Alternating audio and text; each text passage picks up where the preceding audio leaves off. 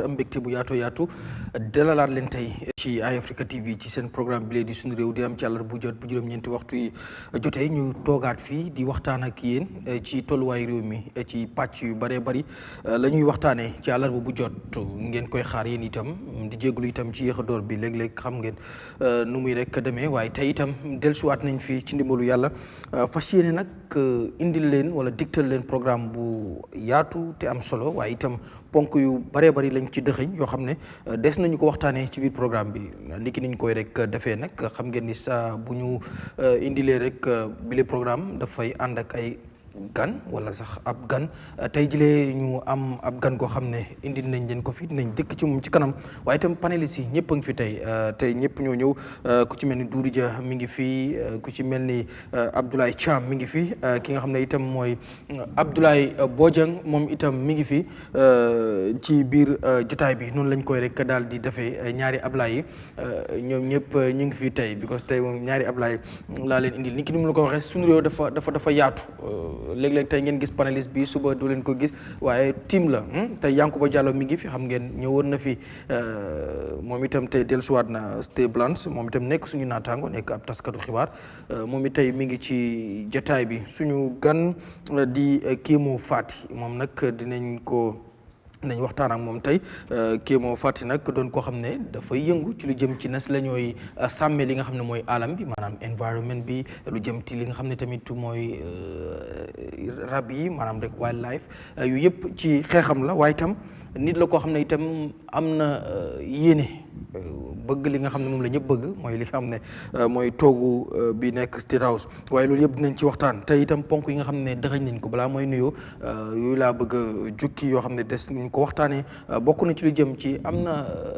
ñenn ci doomi réew mi ñi nga xam ne ñu ngi Mauritania ñu ngi dund foofu noonu ay jafe-jafe ñu ngi koy wax ci lu jëm ci wàllu këyit ak nekkin wi loolu itam dinañ ci waxtaan bëggoon nañoo jokk sax ki nga xam ne mooy seen président bi muy association bi ñu am foofu muy Gambien si nekk Mauritanie am fa association muy groupe bëggoon nañ leen jokk waaye antuwul waaye dinañ ci mostur yi duñ ci yaatal ndax bëgg nañ itam déggee ci ñoom bëgg nañ tamit fexee nuñ jokkoo ministre bi nga xam ne moo yor wàllu biti réew maanaam rek foreign affairs dinañ ci jokk ngir gën cee mën a yaatal des nañu waxtaane tamit ci Gala xam naa dinañ wax ne waxtaane woon nañ Gala si épisode bu passé waaye dafa am lu taxaat ñu bëgg a ñëwaat waxtaane waat Gala success bi nga xam ne am nañ ko ba ñëpp di tudd Gala lu itam des nañu ci dikkaat local government commission bi ak special select committee bi nga xam ne National Assembly mooy ñuy gëstuwaat lu jëm ci liggéeyu njiit réew ma woon di Yahya Jammeh loolu tamit des nañu ci waxtaan ndax gis nañ SHERIFO Sonko bu former Brikama kii nga xam ne mooy chairman testify na yu bëree bëri génn na ci waaye special select committee bi ki nga xam ne mooy Aliou Ndiaye secretary to cabinet dafa ñëw indiwul benn document ci koo xam ne jox nañ la app 35 days boo xam ne nga ne saaj nga amuloo benn document ci records yi nga xam ne yaa ngi ko denc wala ñu ngi ko denc office of the president di highest office bañ jox ko ultimatum maanaam app ngir mu indi li nga xam ne mooy loolu itam dinañ ci waxtaan Counterprotest gis nañ Ibrahima Silla wax na docteur Cissé feelu ko docteur Dem Sabali feelu ko dinañ ci dikk ci Counterprotest boobule waaye itam dinañ dikk si suñu gan bi gis ngeen nu nawet bi tàmbalee doxagut bu baax waaye gis nañ tànje parti saaf ñu ngi wax ne am na ñu fa jënd laan am na ñu ko jox am na sax ñuy wax ne dañ bëgg a di reserve yenn si suñu nga xam ne mooy suñu nature reserve si yooyu tam moom bi nga xam ne ci wàllu boobu daf ci yëngu dañ ci waxtaan ak moom ambition bi nga xam ne nag am na ko ci réew mi loolu itam dinañ ci dikk ak moom mi ngoog mbokk yi lii lañ tëxañ ngir waxtaanee ko yéen ci kanam tuuti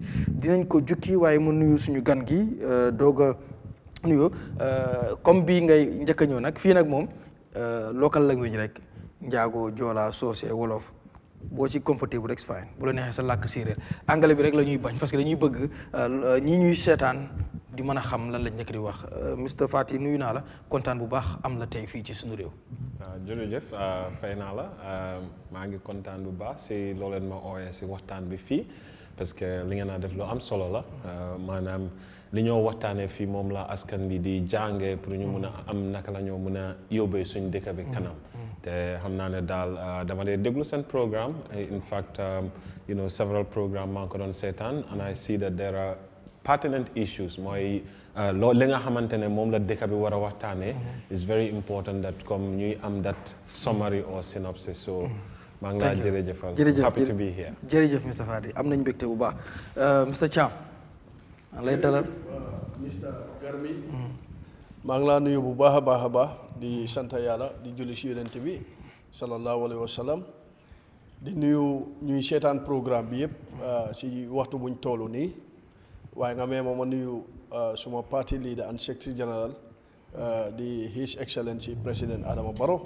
su ma ko nuyu naa force family bi nuyu naa cabinet ministers yi nuyu naa government officials yi yëpp di nuyu kilifa diine yi kilifa aada yi waaye di nuyu national executive committee bu National People's Party di nuyu suñu structures yi yëpp throughout the country di la gërëm bu baax si opportunity boo ma may nii pour ma ñëw comme niñ ko day defee last week waroon naa ñëw waaye dafa fekkoon maa ngi demoon si kaw gi ñu amoon too boo xam ne suñ ndaw yi jiite ko di honorable Mamadou Sabally moo doon dem pour meet suñ party structures yi ma bokkoon si ñi nga xam ne gunge nañ ko from the national executive pour ñu waxtaan ak ndaw yi seet naka lañ leen mën a doolelee heading to 2026 loolu ma jàppoon ba mënumaa ñëw maa ngi jégalu waaye nag foog naa ne lu ñu fiy waxtaanee yëpp at the end of the day dina nekk njëriñi réew mi parce que ñun ñëpp ay ndaw lañ te foog naa ne lu ñu itteel ak lu ñu tax a jóg mooy naka lañ mën a def ba gis ne suñ réew dem na kanam parce que réew bi su jëmee kanam ñun ndaw yi ñoo si oppale kon si kaw loolu maa ngi laa gërëm bu baax di nuyu suma xarit suma kilifa di right honorable Alhaji Amadou Sané jarbaati président bi ak suma famille yëpp tamit jërëjëf sa Bojang ay nuyu tuma boy te man tomaam la boy nuyu ma nuyu ko maa ngi jégal président bi nekku fi maa ngi nuyu Mr Fati Kémo Fati xam nga waaw da ko nuyu Mr Fati Kémo Fati nga xam ne tey mooy suñ gan di nuyu suma co-panéliste yi ak sa tooma suma tooma nga xam ne moom xam naa ne léegi tey ñu commencé dalante waaye nag tey moom xam naa ne dina wàññi misail yi ma wàññi misail yi di nuyu Mr Dia Doudou Dia nga xam ne moom wax dëgg yàlla last week gis naa analysis yu am solo yoo xam ne def na ko si programme bi Gambien yu bëri rafetlu ko kële moom Ablaye Souare moom tam suma tooma la Yankuba Souare Diallo Yankuba Diallo sorry maa ngi jégalu Yankuba moom maanaam moom yàgg nañ depuis 2015 you know boobu noonu daf ma daan interviews you know ñuy wax si mbiri réew mi time boobu noonu sax APRC you know government baa fi nekkoon ñu daan waxtaan lu bëree si mbiri réew mi ak naka lañ mën a def ba change government bu fi nekkoon so Yankuba yàgg na si field bi am na experience te xam na naka la war a doxalee liggéeyam tamit waaye Garmi yow moom yaay borom ana ko si yaay borom réew mi maa ngi laa gërëm bu baax si opportunité dama bëgg a àgg suñu kër de mi go thank you so much Mr Bojang jërëjëf ñu ngeen nuyu ñëpp di dalal suñu gan bi nuyu suma koto yu fi nekk yëpp commencé too yow sa boppa Bora Dudu ak Yankuba team bi yëpp ñu ngi ñaan Gambia ñu gën a mën a dem kanam kilifa ñu fi nekk whatever level yàlla dimbali leen may leen xel bu baax man pour mun a yóbbu dëkk bi ñun yëpp fu ñu ko bëgg a mu dem di wan nit ñi ne jërëjëf waxtaan ñu ngi uti tamit ñaan liggéey bu ñoo def ñun yëpp neexut liggéey bi dafa métti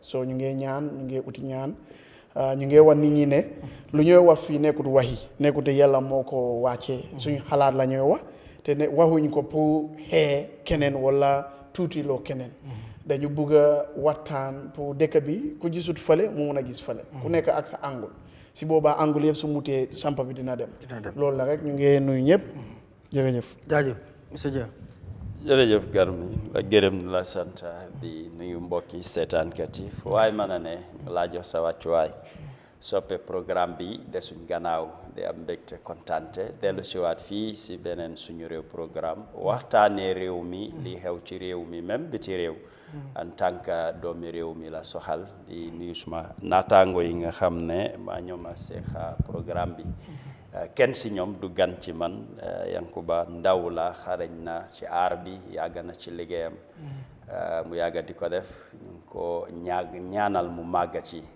monsieur Bojang suma brother nuyu naa ko ziar brother Abdoulaye Cham naka noonu moom it ku yaaga yëngatu la ci wàllu réew ci wàllu politique kéemoo faati démbala du tey lu yàgga la na ne ay 2016 17 c'est xalu bari ndaw la koo xam ne xarañ na am na góom-góom bugga na réewam ci fànn yu bari la moo yëngatu li ma xam ci moom mooy dëggu jub lépp lu mu bugg a wax dina ko wax du gestu du seet boti kenn loolu lu ma ko mën a seedal la parce que liggéey naa ak moom xam naa ni mel di wax na rek mbokk yi nañ toppa programme bi toppa waxtaan bi dinañ ci am njëriñ macha allah monsieur Diallo jërëjëf Garmi di nuyu panélistes yëpp ak suñu guest bi te di la wax ne comme itinéraire boo outline nii dafa am solo trop te these are the issues yoo xamante ni Gambians si dañ ko war a waxtaanee because dëkk bi fu mu nekk nii ñu ngi head to elections te people nit ñi dañ nekk si dañ gëlëm wala they are in confusion they need a direction te waxtaan yi rek ñoo mun a ubbi booti nit ñi mun a xam la mooy dox si dëkk bi jërëjëf thank you yes damaa njëkkee suñu guest bi question bi Mr Fadi comme li nekk di xew Mauritanie xam naa du ñàkk déggoon ngeen ne Gambia Immigration Department jëloon na special team yóbbu leen Mauritania pour wutal ID card wala defaral ID card Gambien su fa nekk ba tey problème bi nga xam ne moo fa nekk muy problème mu kayit pour Gambien si nekk foofu mën a am kayit boo xam ne dinañ mën a def seen liggéey ñu bàyyi leen ñu am ci jàmm ba tey mu ngi dox ndax waxtaan ak ñenn ci Gambien su nekk foofu noonu through téléphone waxtaan nañ ñu may wax jafe-jafe yi nga xam ne ñu ngi ko nekk di dund foofu am na ñoo xam ne su ñuy wax ne léegi ñemewutuñu génn seen biir kër yi ndax buñ génnee dem sax ñu ngi xalaat ne mën nañ leen jàpp te bu ñu leen jàpp mën nañ leen tëj wala ñu gumbaxat te ñoom ñu ngi fa ak seen njaboot am na ku ma ci doon waxal mu ne ma moom daara la fa yor di jàngale mu ngi fa ak ay doomam mu ngi fa ak soxnaam waaye sonn nañ président bi waxtaan nañ waaye dafa xaw a tawat moo tax mënuñ koon a am ci téléphone bi waaye xam naa dinañ mën a jóg li ma la bëgg a laaj rek mooy gisoon nañ itam ñu wax ne di former minister of foreign affairs demoon na fa pour loolu rek pour jéem a waxtaan jafe-jafe yu fa nekk waaye ba tey ñoom ñu ngi wax ne Sénégal ñoom saafara nañ seen bos ba dañ wàññi sax njëg gi ñu daan fay pour mën a am li nga xam ne mooy residential permit pour ñu mën a nekk foofu yow ban jàngat nga ci am comme situation bi nga nekk di dégg ci Gambien yoo xam ne ñu ngi biir Mauritania di fa am jafe-jafe ak responsibility government bi.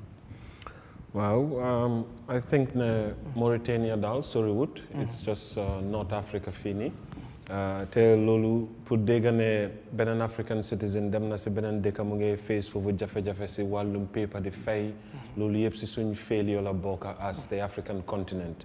because loolu dina ma yóbbu si li ñoo wax agenda 2063 mooy the Organisation of African Unity mooy formally léegi African Union you see buñ doon set African Union bi ki nga xamante ne ñu ngi ko ooyee Kwame Nkrumah Ghana moom pour moom dafa fogoon ne African Union daf doon xew si lifetime bu gaay nekkoon noonu nekkul ne loo xamante ne sax dina jël ay all this generation to am preparation so tey boo ko seetee suñ African continent bi yëpp Rwanda rek la African mun a dem duga te gaay duñ ko doo fay dara doo charge dara su du Rwanda all the other African countries te Mauritania bokk na si West African so lu tax ñun ba léegi mënuñoo am that African integration ndax léegi si wàllum wax lañ ko dee waxee njëndeen jaay yu dee jaay goods crossing over nekkul just that particular situation waaye suñ integration ya fa des te mu ngi jël far too long before we can become one ñun suñ border suñ def soo déggee nit mu ngi nekk nationalist lan moo la nationalist law dafa nekk ne tubaab yi ñoo toog in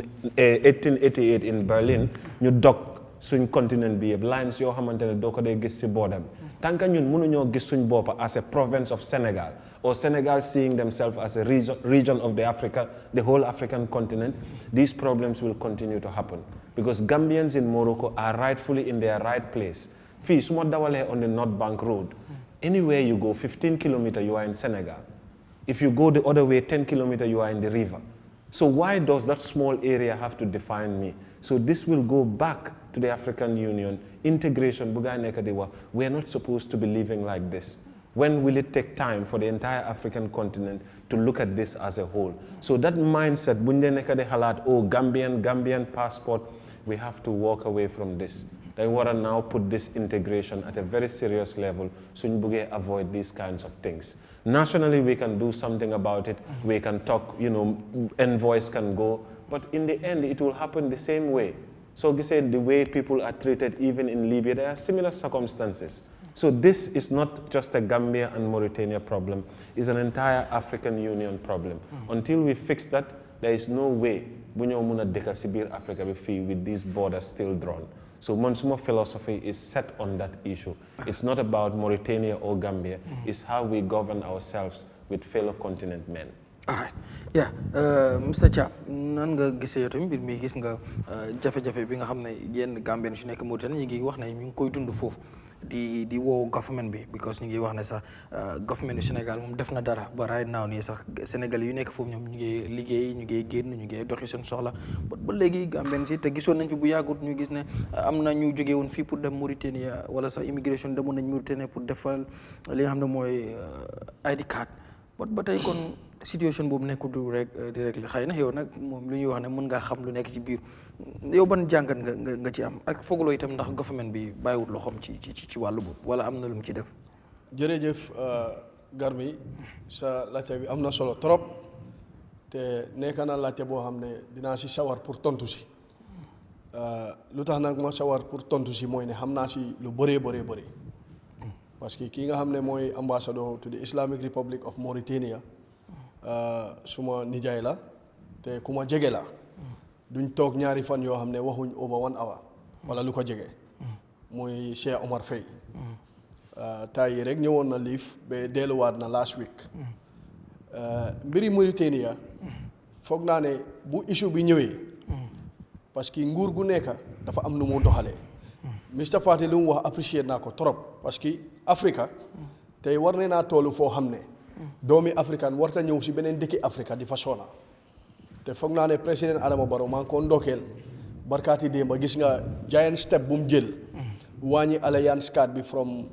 $4,000 to $750 pour yombal yeneen africains yi nga xam ne ñu ngi si dëkka yu ñu surround ñu mun a ñëw si réew mi dëkka fi si jaama liggéey nekka fi di dimbale suñ économie pour mu yokku te duñ si jëlee benn loraange at the end of the day loolu noonu dafa wane ne président Adama Barrow intégration bu ñuy wax African intégration bu ñuy wax moom daf ko gëm te mu ngi si dox ay jéego yoo xam ne réew bi yëpp rafetlu nañ ko mbiri Mauritania bu mu xewee nguur gi nguur gu fa nekka di président bu Mauritania bu mu jëlee dogal ne doomi foreign bu nekk biir Mauritania soo amut kayit dinañ dal sa kaw issue bi bu mu ñëwee président Adama Barrow lu mu njëkk a def mooy dafa ebal a special envoy jamono jooju noonu foreign minister bi was Dr Tangara mu dem yóbbu nuyoo boo xam ne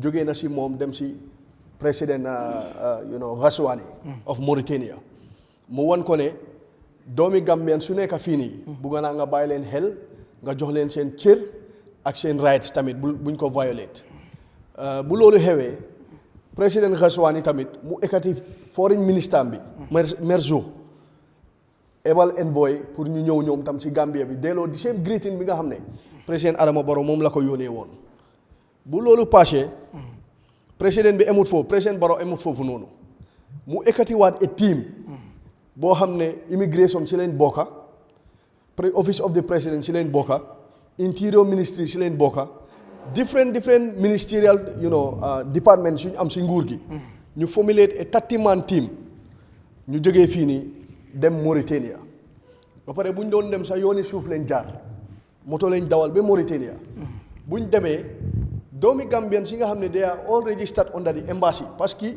leena tamit is important ñu bàyyi ko xel mooy ne soo demee si dëkki jàmbur te yaa ngi am ñu la fa teewal fexeel ñooñu xàmmee la ràññee la mooy embassy bi wala consul ñi nga xam ne nag they were registered under the embassy ñooñu noonu nguur gi taxawul na leen bañ make sure ne ñu defaral leen ay kayit te ñooñu noonu man maa ngi wax ak ñoom seen président bi islamic groups yu fa nekk most of them am in contact with them te xam naa ne ñoo ñëpp jamono bu ma waxee yow nii amatuñ benn problème in Mauritania because nguur gi dem nañ fa defaral leen bi gis nga bu ñu leen defaralee ID card bi gis nga coow bu lu mu juróon ñuy wax naan waaw lu tax nguur gi dem di defaral ay Gambians dañ bugg a sàcca élection si ma ne leen ne waxi élection ku ko wax dafa mel ni xamuloo lu xew because elections lu jotagut voter registration sa jotagut naka ngaa sàccee elections. waaw gars yi ñu ne élection duñ ko recherche si day élection. déedéet loolu Garmi loolu waxi opposition la waaye ñun xam nañ ne élection yi Gambia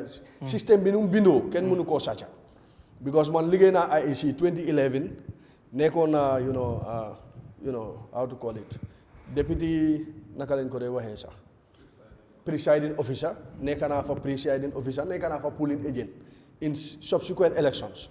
bala ma focus in the political arena strictly so bu ma nekkee si politique bi tamit 2016 nekkoon na party agent parti bu ma nekkoon jamono jooju noonu so am naa a lot of experience in elections waaye lu ma bëgg a wax mooy ne président Adama Barrow bu mu ekkatee tàngara mu dem fa gars yi waxtaan président yi Mauritanie tam yónnee team fii nii team bi ñëw buñ ñëwee si la président bi jël initiative bi because Gambia ñu ñoo nekk a def loolu ñu jël ay nit immigration ak other departments yónni leen pour ñu dem seet Gambian su nekk biir Mauritania ñu defaral leen ay documents te loolu noonu dañ si war a gërëm président Adama Barrow parce que loolu dafa wane ne am na xol pour dimbale doomi réew mi pour ñu nekk si jàmm because ñun ak Mauritania suñ diggante dafa yàgga because soo xoolee ñun suñ borom xam-xam yu bëri tey si biir réew mi si wàllu diina ñu bëri Mauritanie lañ jàngee am nañ ñoo xam ne sax tey dem nañ ba di nooda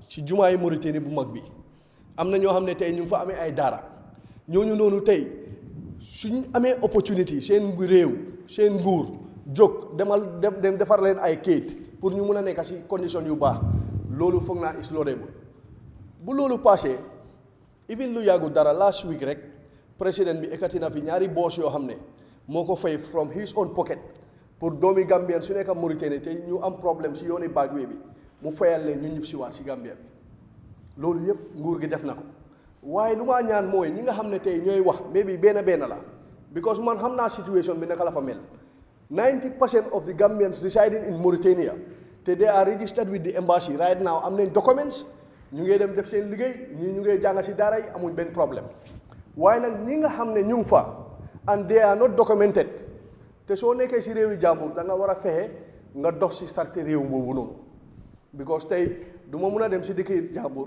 ñu ne ma ne soo waree dox si mbedda bi war ngaa am kayit nga bugg a dox si mbedda bi te amuloo kayit lu ma leen di ñaan mooy am nañ embassy boo xam ne ñu fa nekka xam naa leen te xam naa ne ñooñu bugga nañ seen doomi réew nekka si jàmm ki nga xam ne moo jiite réew mi président Adama Barrow jéego yi nga xam ne def na ko yaa ngi wax ne Sénégal problème bi solve la Sénégal problème bi solve waaye ñun luñ def as a government depuis West Africa nekk West Africa ba léegi amul benn président bu musa xalaat loolu jël ay doomi jël ay immigration officers yónni leen si beneen dëkka ñu dem defaral seen doomi ID card pour ñu mun a nekk si jàmm loolu nguuri président Adama Barrow ñoo ko njëkk a def si Africa fii bu loolu xewee ñi nga xam ne tey ñu ngi fa for exemple am na ñoo xam ne ñu ngi dem si bagwe bi dañ dee dem ba Mauritanie ñu càng foofu noonu some of them mun naa am dañ lost seen documents su nekkee ne dañ lost seen documents ñu come across with the immigration officers mun nañ leen a violate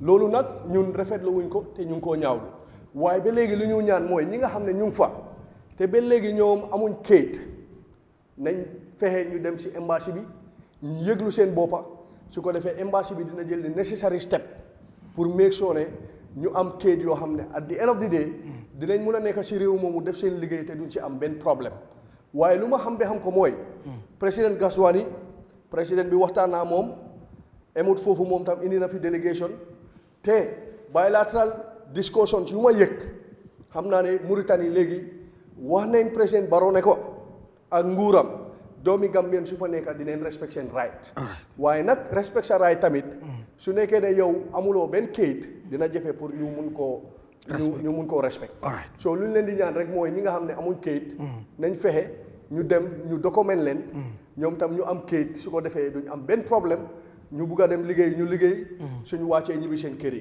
man daal lu ma advice gars yi mooy réewi jàmbur daal soo fa nekkee da nga war a fexe nga confine yourself with the rules yi nga xam ne mooy doxal dëkk boobu noonu soo ko defee rek doo am benn problème mi ko balaa may ñëw si Bojang rek benn leeral tuuti taayoon nañ pour jokkoo ak Gambia association bi nekk Mauritania pour ñoom tamit ñu jox seen side of the story but ñoom ñoo ne mënaguñoo wax because ñoo xam yaa non pour wax la rek ne xam nga association mu nekk foofu non man maa ngi wax comme liggéeyu journaliste fii nga dama am right wala dama am obligation pour xam nga exemple yow sa kàddu yaa ngi defend government bi non fu ma bëgg a waxee mooy non mun na am li nga wax sax moo am waaye xaw ma non sorry yes but sorry yeah sorry no why xam nga it's not about defending the government yeah but sorry dafa am lu ma bëgg a make rek yeah all right sorry waaw ok yaa ngi wax story boo xam ne dama xam situation bi naka la demee all right yes la leeralal yeah I know but tamit comme sama obligation as a journalist mooy dama war a jox li nga xam ne mooy two sides yëpp ku nekk wax bot dama bëgg non sorry jokku naa ñi nga xam ne ñoom la bot ñoom si ñoom la nekkul si man so dama bëgg a leeral rek xam nga sometime am nañu si daan ne non Garmi da nga war a jox ñaar yëpp anyway bot dina lii nii duñ ci yaatal Garmi lu ma wax mooy non sorry follow the right channel because embassy bi ñoo fa nekkal réew mi I know tey soo contacté ambassadeur bi non sorry bot su ma waxee ambassadeur bi no ma ngi nii soo bëggee ma jox la ko léegi dinañ ko jël parce que programme bi dinañ ci defaat special programme pour gën a discuss ci Mauritanie pour ñu mën a wax ñëpp monsieur Bojang comme story bi ñu may demee rek ñu bari ñu ngi wax bi ko gis nga du ñëpp am na ñu fa nekk ñu am problème am na ñuy dëndu jafe-jafe so nan nga gisee yow story bi ko Facebook ak everywhere ñëpp ñu ngi nekk di ci coow yow ban gis-gis nga ci am ak lan nga foog ne government bi taxawaay boobu la ci war a def waaw leena laa bëgg a monsieur Thiam mu leeral lu tax moom nekkut si embassy bi waaye moom ne am na lu bëri te mu ngi waxtaan ak ambassadeur bi ban kayit bi ko ngeen ak kayit te ñun kayit duñu am bëri na de Gambia voters card, ID card, birth certificate, maybe Bagos card also, NPP card. So, ban kayit ngeen nekk di issue in Mauritania and what triggered président bi dafay gis ne by force for immigration for example ñu dem ban kayit ngeen nekk di issue. non xam nga lu xew mooy Bojang I think ne dafa am Gambians yoo xam ne. ban kayit lañ nekk di issue. non xarama leeral lii rek because soo ma ko laajee noonu rek danga maa jaxase dafa am Gambians yoo xam ne dañ yàgg Mauritanie dañ fa yàgga am na ñoo xam ne tey dem nañ ba am fa ay doom waaye ay Gambians lañ doomi réew mi lañ ñooñu noonu tey settle nañ in Mauritanie to an extent dëkk biir Mauritanie moo leen gënal waaye nag ñooñu ay Gambians lañ amuñ kayiti Mauritanie waaye tamit am na ñoo xam ne si ñoom amuñ kayiti Gambia that's the hard fact bu issue bi jógee Mauritanie dañ jékki-jékki rek indi this crackdown mooy ne ku amul kayit dañ laa arrest te suñ la arrêté dañ laa yóbbu si detention center si bu loolu information bi ñëwee mu egsi si président bi instantly si la président bi send a special envoy led by the former foreign minister Dr. Tangara ñu dem waxtaan ak président Ghazouani mu jox ko assurance ne ko doomi Gambien su fi nekka dinañ leen may chance ngeen defaral leen kayit bu loolu xewee Ghazouani tamit yónnee team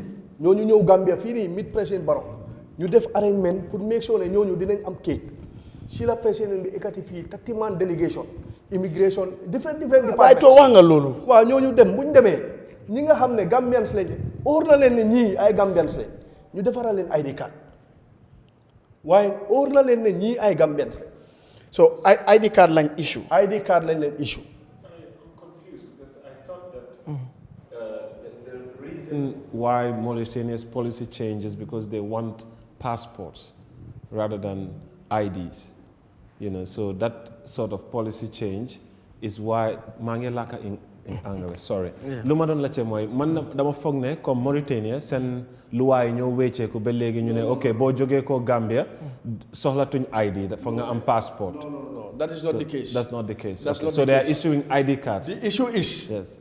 Mauritanian government bi why affaire yi dem na non demal yow demal wax monsieur the issue is Mauritanian government bi ñoom dañ gis ne this is just monitor li monitor la rek am na foreigners yu nekk Mauritanie dañ bëri te amuñ benn kayit xam nga nguur bu nekk dafa am policy ak programme su mu doxee maybe government su fa nekkoon they were not worried about that waaye kii bu mu ñëwee this taamam bii nii dafa am a crackdown on foreigners yi nga xam ne ñu ngi dëkk mairie Mauritanie ba pare amuñ kayit bu loolu xewee pour ñu mun laa identify foog sa réew defaral la kayit Gambia nag ñun ñoo jël di bold step pour make sure ne dem nañ foofu noonu doomi Gambien su fa nekka ñu defaral leen ID cards bu ñu leen issue ID card su ñoo ñëpp léegi ñu ngi si jàmm amatul kenn ku si am problème waaye ñi nga xam ne tey for exemple fiiw benn nit tey ñoo xam ne am na ñoo xam ne ñu ngay dem si bagwee bi tey rek gis naa ñaari boat yoo xam ne over 300 Gambians they were intercepted in Senegal ñooñu noonu most of them dañ dee land in Mauritania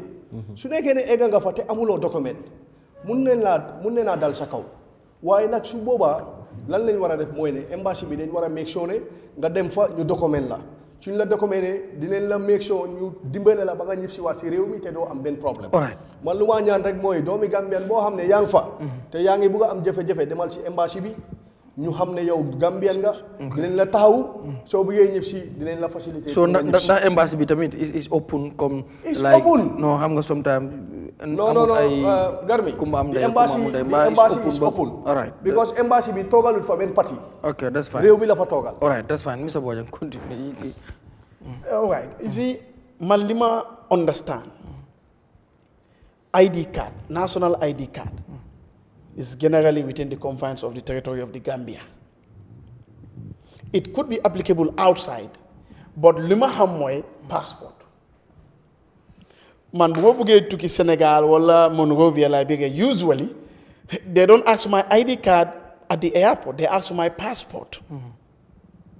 Léegi Mauritania Gambians in Mauritania moom lu mu ko explainer why the need for national ID card to be issued in Mauritania itself instead of passport bu nga xam ne su ne dagala moo leen naa dinaa ëppal njëriñ even if they want to travel to another country. Don't you think that is a waste of taxpayer money? No. Abla wait na Gambia bi ñoo ko moom de yow mun ngaa defend président ba waaye man tamit mun naa defend ku ma bëgg a di non waaye may ko mu continue please time am la bàyyi ko rek moom yow kay boy toom boy aca Abla ok so su ma gis-gis su ne Mauritania Gambians in Mauritania ñu ngi am tolof bu nga xam ne wàllum kayit la balaa ngeen a jox kayit bu nga xam ne kayit boobu noonu njëriñam si dëkk bi Gambia la gën a am doole daan outside waaye yaa ngi am beneen kayit bu nga xam ne moo gën a am doole si bitim réew mun nañ ko use them even up to US suñ buggee dem yow as a government nga ne loolu is very wise yow nga dem nga jox leen ID card instead of passport te yow sa ene bi mooy dimbale gars yi I don't understand the policy direction in that or why that initiative mu ñëw instead of passport ID card. ñun suñ ID card bi léegi it's not only national it's ECOWAS. yeah booba Mr. Thiam dama ko bëgg a dimbale yeah but comme moom time am la te bëggul nga interrupt ko bàyyi ko rek su waxee ba ñëpp wax ku ne dina amaat 2 minutes soo bëggee ñëwaat si lu but since moom bëggul nga interrupt ko da nga koo bàyyi mu wax because bi mu doon wax mu ngi la déglu ba nga pare Mr. Bojang continue. You see we have a problem in this country the facts so you need to accept them just a dégg nga weddi ko tey ëllëg dina feeñu feneen. We have a problem with our immigration system. We have issues with machine readable passports. We cannot issue them. Yang ma ay ECOWAS ay yoy non te yo xamulo nekulo immigration. Wa ñun luñ gis ci public bi xam nañ ko. So the truth is this. I think that for me it's a very serious cause because pour ma dugga si mbir bi man li ma foog mooy Mauritania dañ am a policy change. Supposed man Gambian la te ma bëgg residence permit pour nekk Mauritania suma ID card bi doo leen ko jël so loolu moo miin ne dama need passport pour ma mun a am residence permit so sooy génn a Gambia sax naka ngaa demee ba Mauritania yow amuloo ID card obviously war ngaa am ID card sorry Mr. Thiam sorry Mr. xam nga lii because man no xaaral Mr. Thiam léegi dama bëgg rek ku nekk mu just comment because programme bi bëgg naa ñu am ambassadeur bi bëgg naa ñu am ñi nga xam ne ñoo nekk foofu so lii nii just comment la bëgg naa mu gën a yaatu boo xam ne dinañ ci gën a dem deep non just bàyyi ko mu jàll rek pour ñu mën a continuer because am nañ tey we have so many xoolal tey dañ am ponk yu bari ñu war a waxtaanee so léegi may ñu rek ñu jeexal baal kii mu jeexal ma doog a dem si amul lu leen dem fii dinañ ci dellusiwaat lu leen dem fii mooy after dinaa jël nomba passport instead of ID card loolu moo leen dem déedéet yow doo immigration officer so jaalal nga comment rek lu ñu nekk di explain is simple lu ñu nekk dégg xam nga problème bi mooy boo buggalee dimbalee sa doomi réew you need to do it properly. Now, if it is international travel, man li ma xam ak ñu bari mooy passeport moo gën a am njëriñ. Man li ma read ak li ma jot a investigate mooy gars yi dañu commencé issue gars yi Gambian ID card waaye mu teneen autorités yi dañuy reject ID card bi man loolu laa jot a xam loolu laa jot a dégg mais am na ñu am Gambian ID sax waaye gars yi dañ leen ay toroxal because ñu ne leen déedéet ID bi seen dëkk la ñun passeport lañ soxla.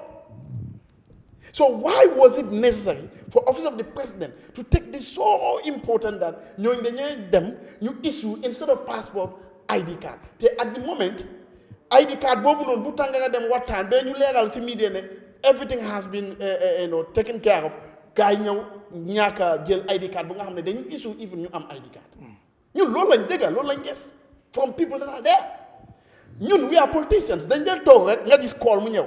Xamuloo ko sax but because dañ lay gis yaa ngi waxtaan si affaire yi dëkk bi dañ dee bëgg a ñu inform la how they are living there with evidence.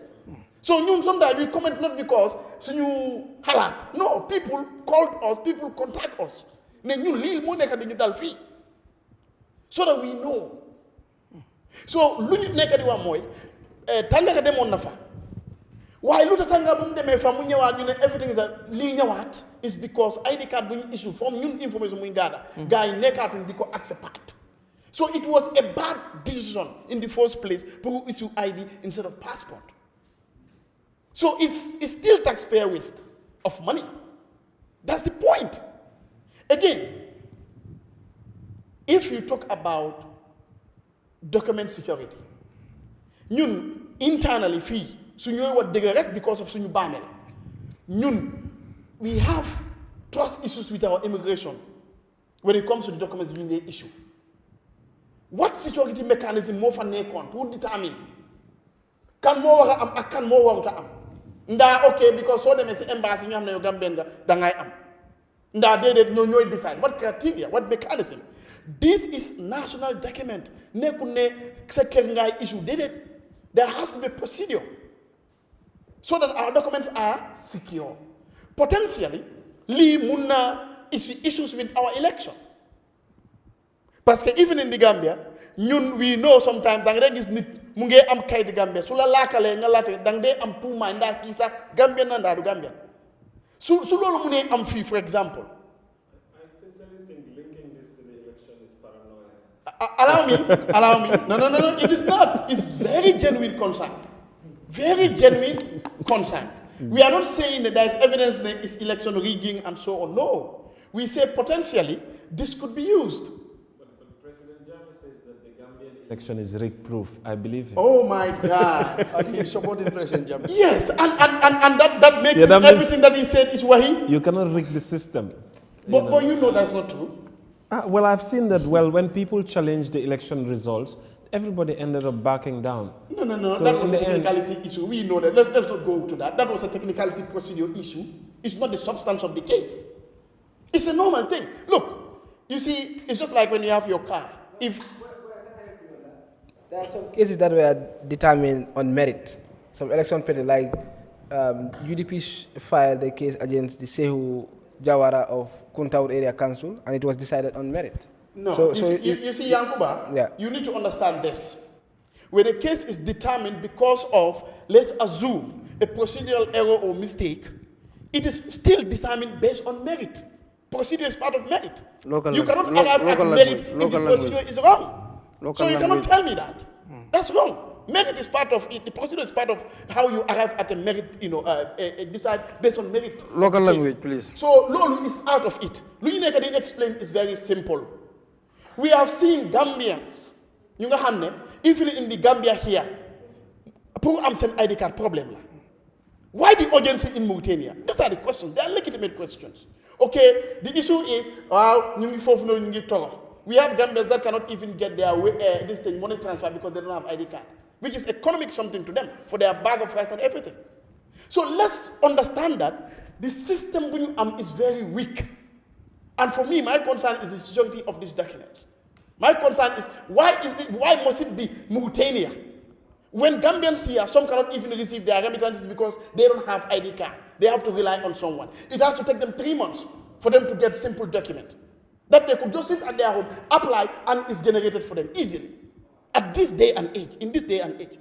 So these lapses are what we are talking about. They should not even travel to Mauritania. It's waste of money. Because look, you issue people ID and that government is not even accepting it. Even after sending your special envoy, a doctor for that matter, everything broke down.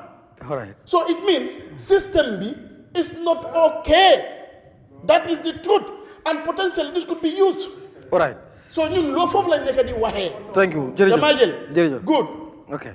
Mr. Dia yow ban jàngat nga am ci mbiri Mauritania coow li bari na xam naa nu mu ko waxee rek dinañ ci def special programme boo xam ne dinañ déggee ci embassy bi déggee ci ñi fa nekk ci seen bopp jéem a xool lan moo xam if possible xam ngeen Eyeafrica why not ñu dem Mauritania pour jéem a gisal suñu bopp comme nañoo fesaab te we can do it su ko defee incha allah ñu mën a def programme bu gën a yaatu ci loolu yow ban gis-gis nga ci am na yenn Gambian su wax ne ñu ngi am jafe-jafe ID card bi leen government bi jox sax Mauritian authorities nekkuñ di ko jël.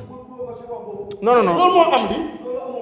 waxuma la dafa am dama ne la danga maa déglu man dama ne la am na ñu ne ku ma wax noonu du ma weddi lu mu wax du ma nangu lu mu wax boo dama nekk rek kii ko jox kii man nekkuma fi pour wax ne lii mooy dëgg ak lële du dëgg dama fi nekk pour xibaar askan wi ne ñu ne nangam ak nangam léegi nag yéen a si des.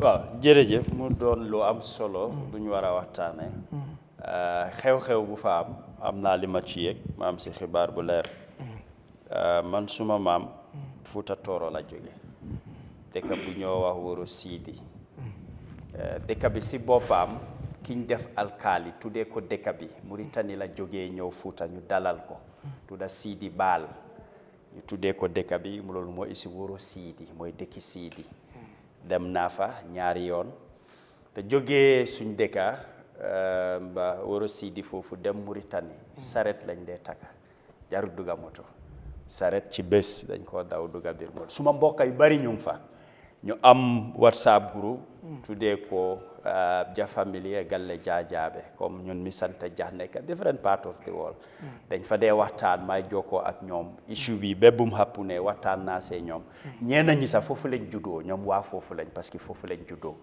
despite ay Haalpulaar lañ ñoom wax nañ sax comme ñi fa setul su passé naari seen boppa tukulóor yi ñoo fa gën a bari ñu fa dëkka nañ la mun a wax loolu ma jokkoo ak suma benn xarit right now mu ngi seetaan programme bi call Yahya Jammeh xam naa ko ay ati at du tey bi mu doon li ko yóbbu Mauritanie dafa dem jàngi daf daan dem di ñëw daf ma send message on messenger mu ne dama soxla sa WhatsApp number maa ngi amee all the evidence ma send ko suma WhatsApp number mu ne dina am lu ma la yónnee on WhatsApp ma la bëgg a call ñu wax so call na ma ñu waxtaan mu explainal ma lu xew emut ci loolu mu forward ma ay audio maa ngi amee audio yi si suma WhatsApp bi mu send ma vidéo boo xam ne di Senegalese authority ñoom tam amoon nañ problème waaye réglé nañ seen bos vidéo boobu la ma send maa ngi ko amee suma mobile bi pour explain ma déggee information Sénégal ñoom seen bos pour wane ne réglé nañ ko ba jox leen tout spot yoo xam ne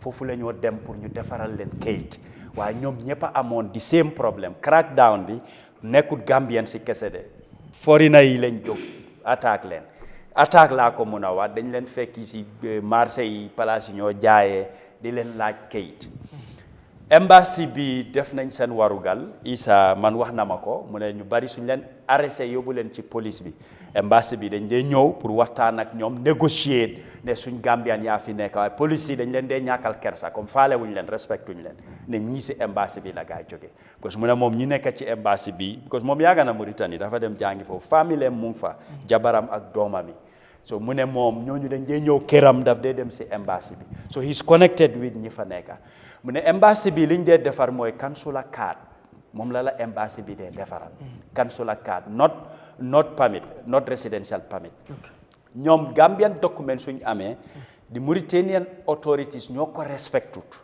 so leen wane ID card faale wuñ ko nga won leen passport faale wuñ ko not only ID card the even passport ñoom residential permit lañ bugg a gis and mu ne fii bi it's like from 3,000 wàccee nañ ko to 300 for the Senegalese yes wow lim noon jar 3,000 comme soo ko change to Gambian dalasi it has been reduced to 300 te ñoom seen authorities yi dox nañ ko bañ leen jox ñaari centa yoo xam ne képp a ko am ne sénégalais nga am nga kayiti sénégalais nga dem foofu pour ñu register la the importance of the ID card foofu Gambian si nekk Mauritanie te amuloo benn kayit surtout ñiy dem back way minimum dañ soxla ID card suñ la ne ñëwal as a Gambian ñu defaral la kayit soo amul ID card léegi nuñ laa defaralee kayit so the ID card is important daf la identify wane ne yow Gambian nga it's not only about election ñeneen ñi tukki wuñ fa lañ dëkka and dañ soxla luy wane ne they are Gambians so government bi ci fànn boobu nag góorgóorlu nañ liñ ci def war nañ koo mun a def because Gambian si fa nekk dafa bari surtout this back way dafa dem dajale ñu bari tukki ak loxo neen amuñ kayit so soo fa demee jox leen ID card nga wane ne ñii Gambian lañ loolu is a plus pour ñooñu suñ la waxee tey Gambian si kaay leen ñu jox leen kayit soo amul ID card doo dem soo fa demee loxo neen duñ la jox te li ci ëppa kayiti juddu kenn du tukkee moom ci géej gi kayit la su tooyee da nga koo ñàkka so liñ soxla ayda passeport wala ID card waaye ID card moo gën a cheap yomba ñu process ko pour nga am ko because fu mu nekk soo ñëwee ci biometric system du lu yomba pour nga am ko waaye mu ne problème bi mooy ne Mauritanian authorities fu mu nekk ñoo faalewul Gambien si ak kayit boo mun a génnee ñoom si luñ focus mooy da ngaa yóbbu Gambian kayit pour nga jéem a process sa pour am residential permit bi they are asking for bribes foog nga dukku leen am loo leen jox ci ron waaye kayit bi nga génnee rek they don't care about kayit it seems ne ñoom ñu ngi use opportunity bi pour ñoom tam ñu feesal seen poche so loolu mooy di challenge boo xam ne some of the Gambians lii lañ nekk di face and embassy bi suñ intervenir police yi faale wuñ leen parce que ñu ngi wane ne fii suñ dëkk la luñ bugg a def dinañ ko def so moom wax na sax ne dem na ba decide ne affaire yi su fekkee it's not solved dafa ekkati famille mu ñib si ñëw back to Gambia because amatul choice ñu ngi ko ne fii du sa dëkk so lii la reach out the same Yahya Jammeh boobu binda na to some media houses si dëkk bi fii because gis naa Fatou Network ñu publish ko gis naa Paradise TV tam ñu publish ko te ñëpp turam lañ fa def so he's not hiding he's coming in the open jox leen information te man wax na ma ko mu ne ma send naa ko to the media waaye yow tam da ngeen dem ci media bi moo tax ma reach out to yow explainal la pour soo fa demee you discuss about it wax na about the Gambian Association ne am nañ challenges it's possible embassy bi ñu ngi link ak ñoom ñu solve ko waaye problème bi fii it's not the embassy but the Mauritanian authorities te nekkuñ di respect the officials at the embassy so foog naa ne léegi it should go to a higher level Minister of Foreign Affairs or président bi si boppam foog naa jot na mu ekkatiwaat yeneen kilifa ñoom ne dañ faa demaat pour laajte lanay problème bi den di nga am di access nga wax ak Gambian si on the ground ñoom dinañ la explainal ñu jox la sa problème waaye bi ma consulté suma mbokk itam ñi nekk Mauritanie wax nañ ma ko ñu ne ñoom fu mu nekk sénégalais yi amuñ problème ñoom seen boss is sorted loolu man maa wax ak ñoom ñoo xam ne suma mbokk la ñu explainal ma lii ñu wane ma ne not only Gambians da waaye even yeneen nationalities tam ñu ngi leen a disturb so which means ne ñun suñ concern mooy Gambians si fa nekka suñ nguur bi war nañ cee taxaw waaye kii moo tam wax fi lu am importance about African integration comme Africa suñu waxee ne ñun ñëpp benn lañ war nañ di yëgante ñu defante tam ndànka and the importance of ID card within ECOWAS di nga ko mën a tukkee even su dee flight you can travel with the ID card loolu dafa war a leer ñu understand ko nekkul ne passport rek moo la mun a within ECOWAS states la mun ngaa jóge fii nga dem Ghana nga jël flight nga yóbbu sa ID card man I've traveled with that in Mali dem naa ko Ghana even though maa nga amee passport sax dama leen dee woon suma ID it's accepted loolu dañ ko war a understand ne suñ ID card bi is not useless as some might think waaye within ECOWAS la loolu tam dañ ko war a within ECOWAS la waaw Mr Diallo yow nan nga gisee mbir mi yeah to sum it up mooy ne we have what we call directive state policies in the constitution te lu mu sas nguur bi mooy the government should always protect and defend the rights of Gambians that is the foreign relation aspect you go to the constitution section 219 is there so if the president bi dafa jël delegation mu yónni leen Mauritanie I don't see it as something extraordinary it's something that he should have done but man fan fu may wone rek I agree with most of your analysis fu may wone mooy the government dañu war a empower embassy bi mun a joxe passports at least most of the embassies they have NIA officials intelligence officers they sometimes have different security officials. Why not having, you know that immigration, come Jah Lumu Wafini, Moi, a lot of Gambians are there. Gambians didn't bury Murtani. They have gonna ni. They have stayed there for a long time. Senkaiti maybe expire now. Why not nga whole mechanism? But I jël 30 people. Nga fuel and per diem ak yoyu ñata des len fa spend. In fact, I'm sure it was not part of the budget. The final environment. So, the director of immigration, the press conference, the accept. Muna dafa def tour in the Gambia. Ni inko wane the complaint send Jaffe for ID cards in Gambia fee. Muna mom is going to stand and because he did not see it as a privilege, it's a right. Yeah, so but can how many times len dega lolu? Man daw depuis daw. Wow. Man mi ku toga yo right now my ID card mu expire. Yeah. Attend nako 2 times. Them na I saw people there. In fact, there was a point them na amount electricity. So you can see the problem. Bojan Lumwa, I agree with him. Fale is good. It's not a good will. It's good because lol luai molen ko sas. Why fit I mean nendef I jego hamande Gambian sitting am ID card without this hustle. Because Lee is a hustle. Because so am ID card nga jog suba tel lego like sa sweke nga delay to nga ne nga julli sa kër suba nga dem nga feka fofu groupe ba xamne So it's a problem. So Gambians should improve on this documentation issue. All right. Migo. Passport, ID card is a right. Passport is a privilege. Gambians they wara understand. Point la bu make. Musna ko fewa. We don't discuss the issue of the Mauritania Johefa ID card. Man is right la. For muna maker, you are entitled to ID card. Moi wone ne Gambian ga. Why passport is a privilege. Lula muna yomba la nga travel. Why Lisa right moi ID card. Lolu dañ ko wara understand. All right. Mingo, topic bi xamna dañ koy tegagum waye bëgg nañ ci gëna okay. You know, I think Brother Jah has to clarify this. What? That ID card is a right. Yes, that passport is a privilege. Yeah. What justification? What is the backing? Has the Constitution specified that, okay, ID card is a right, passport is a privilege, or it says documentation to Gambians must be? You can give... I don't understand. Okay, no. Yes, no, Hara. For example, you do not have to, subsidize passport. No, wait. Everyone has the right to have it. Haramalera lal kofi. A non-Gambian, ko hamne fila deka, mu soxla pour tukki emergency, dañ ko mëna jox Gambian passport pour mu tukki. Even though nekut Gambia. Mota is a privilege. It's a privilege, yes. Why koku warulo ko jo ID card no matter what happens because he or she is not a Gambian. Lolu moy the difference between the right and the privilege. No. Okay, anyways, well, I don't agree. As a Gambian, it's your right to have both. No. So you cannot tell me it's a privilege. You cannot revoke identity card. All right, sorry. Mr. Bojang, all right, it's okay. No, 1 minute. Yow nga ne Sénégal rek la ñu ne rek la nañ ñoom la noppi léegi ñu dem.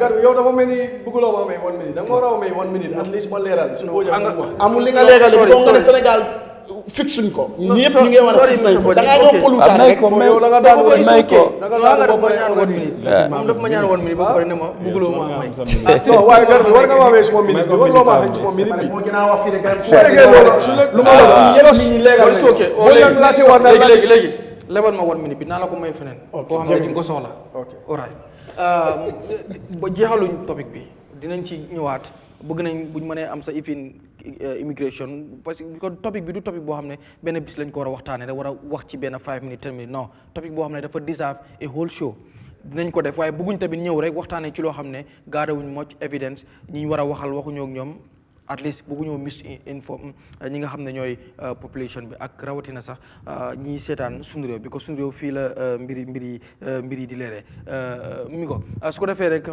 Kek Saane moo nekk di call nii xam naa Khady di nga ma jéem a koolal Kek Sané at least ñu am réaction am right now fii nii because tamit jot na at least because si mbiru Gala laay dugg te moom mu ne Gala mbiru Gala moo tax contract boobu mu amoon ak that port ñu terminate ko so Keks mun ngaa call 2323 213 wala Khadija si nga jàppale ma rek nga koolal ma ko because loolu exclusive la te man damay bëgg yu mel noonu Mr Fati moo ñëw si Gala dañ am tour dañ def lu mënuñ ko woowee sax right now very successful organisation boo xam ne bi mu taxawee yàggut def nañ ñaari protest benn bi pamit amutoon waaye gis nga nu mujjee woon loolu sax moo tax ñu bari ñu ngi wax ne est-ce que du loolu mooy yenn political analyst ñoom ñu ne IGP moo tax Gala am doole because su leen pamitoon bu yàgg konoon fàtte nañ mbiru Gala konoon Gala sax du dem taxaw ba war a amaat lu mu am nii but because of lu xewoon ba ñu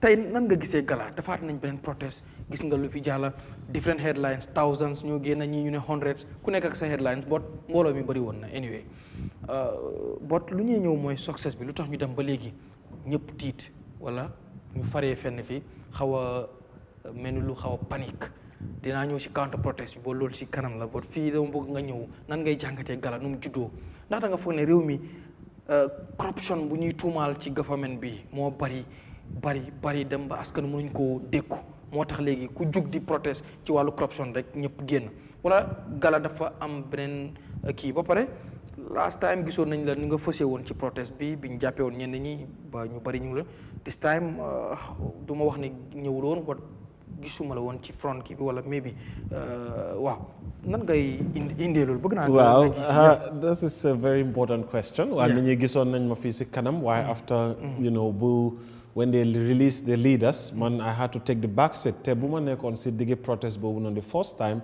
I made it very clear I'm not leading this protest I'm holding this protest in trust of those leaders mooy man jiitewuma protest bi de dama nekk di téye protest bi fii ba balaa ñi nga xam ne ñoom la gaay téye ñu bàyyi leen because man du ma mun a toog si Gambia boo xamante ne dem naa sànni suma karta ay youth génn si lu nga xam ne ñoo ngi ko ooyee freedom of speech freedom of assembly ma dégga dañ leen tëj loolu kon nag maa rey waaye loolu du xewaat si biir Gambia bi fii nit doo dem ba wax sax ñu tëj la bugga naa youth si ñu xam loolu noonu démocratie bi ñoo wax ñun ñoo ko practicalize fii benn youth nekkul dof pour dem touch ay bitik sànni ay xeer ay daaji so when it comes to assembly let the youths assemble simple as that man loolu is a fundamental thing boo xamante ne ñu Gambia bi loolu lañ xeex te loolu dafa war a tegu any leader from anywhere fii ba depuis Yahya Jammeh bu mu fi jógee ba léegi anybody ku fi toog da nga war a xam ne this freedom of assembly and peace is not going to be compromised by we the Gambians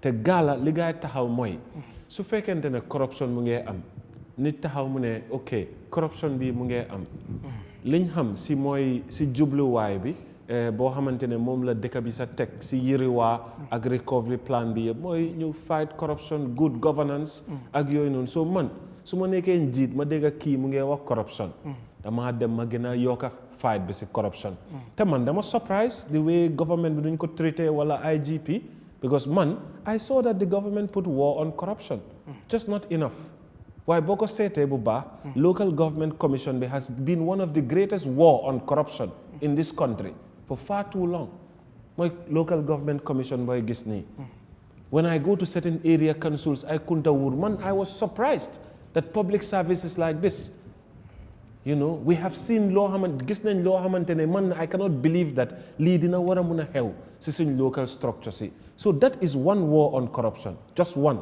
so why do you have to choose which of the battles you have to fight on corruption soo gisee Gala taxaw xale yi si dëgg la gaay taxaw liste bu génnoon noonu gis nañ ko we saw it with our eyes te dañ war a waxante dëgg de fii Gambia la you know whatever you can do whatever you do fii ñun ñëpp dañ fi xamante this guy may be NPP man maa ko gën a nekk NPP suma full family bépp NPP lañ but that doesn't mean I'm there it's still Gambia keneen koy gis UDP moom maa ku nekk NPP ñoo sëy so this is our home suñ waxante wu dëgg duñ mun a dëkk in peace corruption buy xew si dëkk bii nii Gala si dëgg la gaay taxaw képp koo xamante ne mënuloo support xale yi warloo waxal xale yi sa mbepp because ñi nga xamante ne ñoo dooroon Gala bi gaay dem gaay ba téye gaay li ñu waxoon mooy ne ñii ay politician lañ boo gisee man kay moo faati gisuleen ma si kanam foofu si kanami Gala because man yaa ganaa déclare suma candidacy bi in fact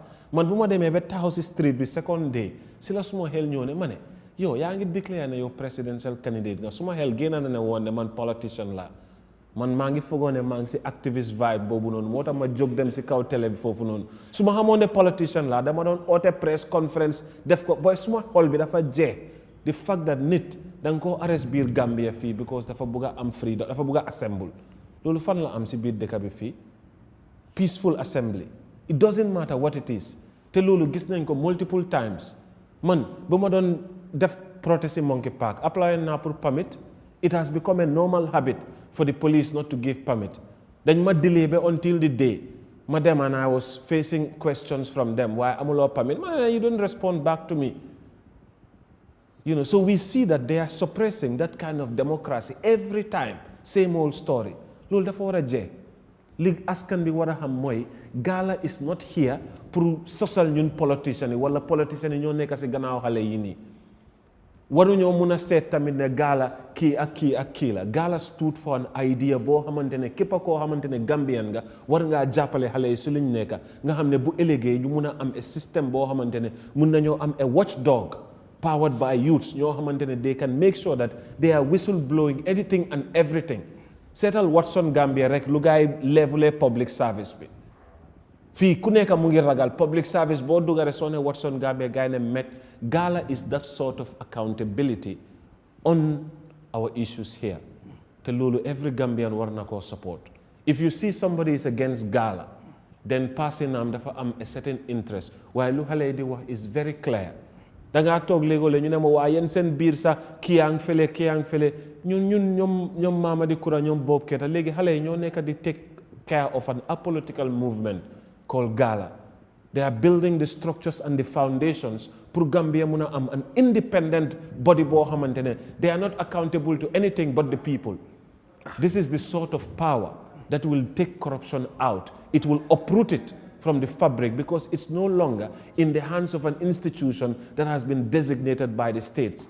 It is powered by a people-powered movement where you cannot stop them. They are unstoppable.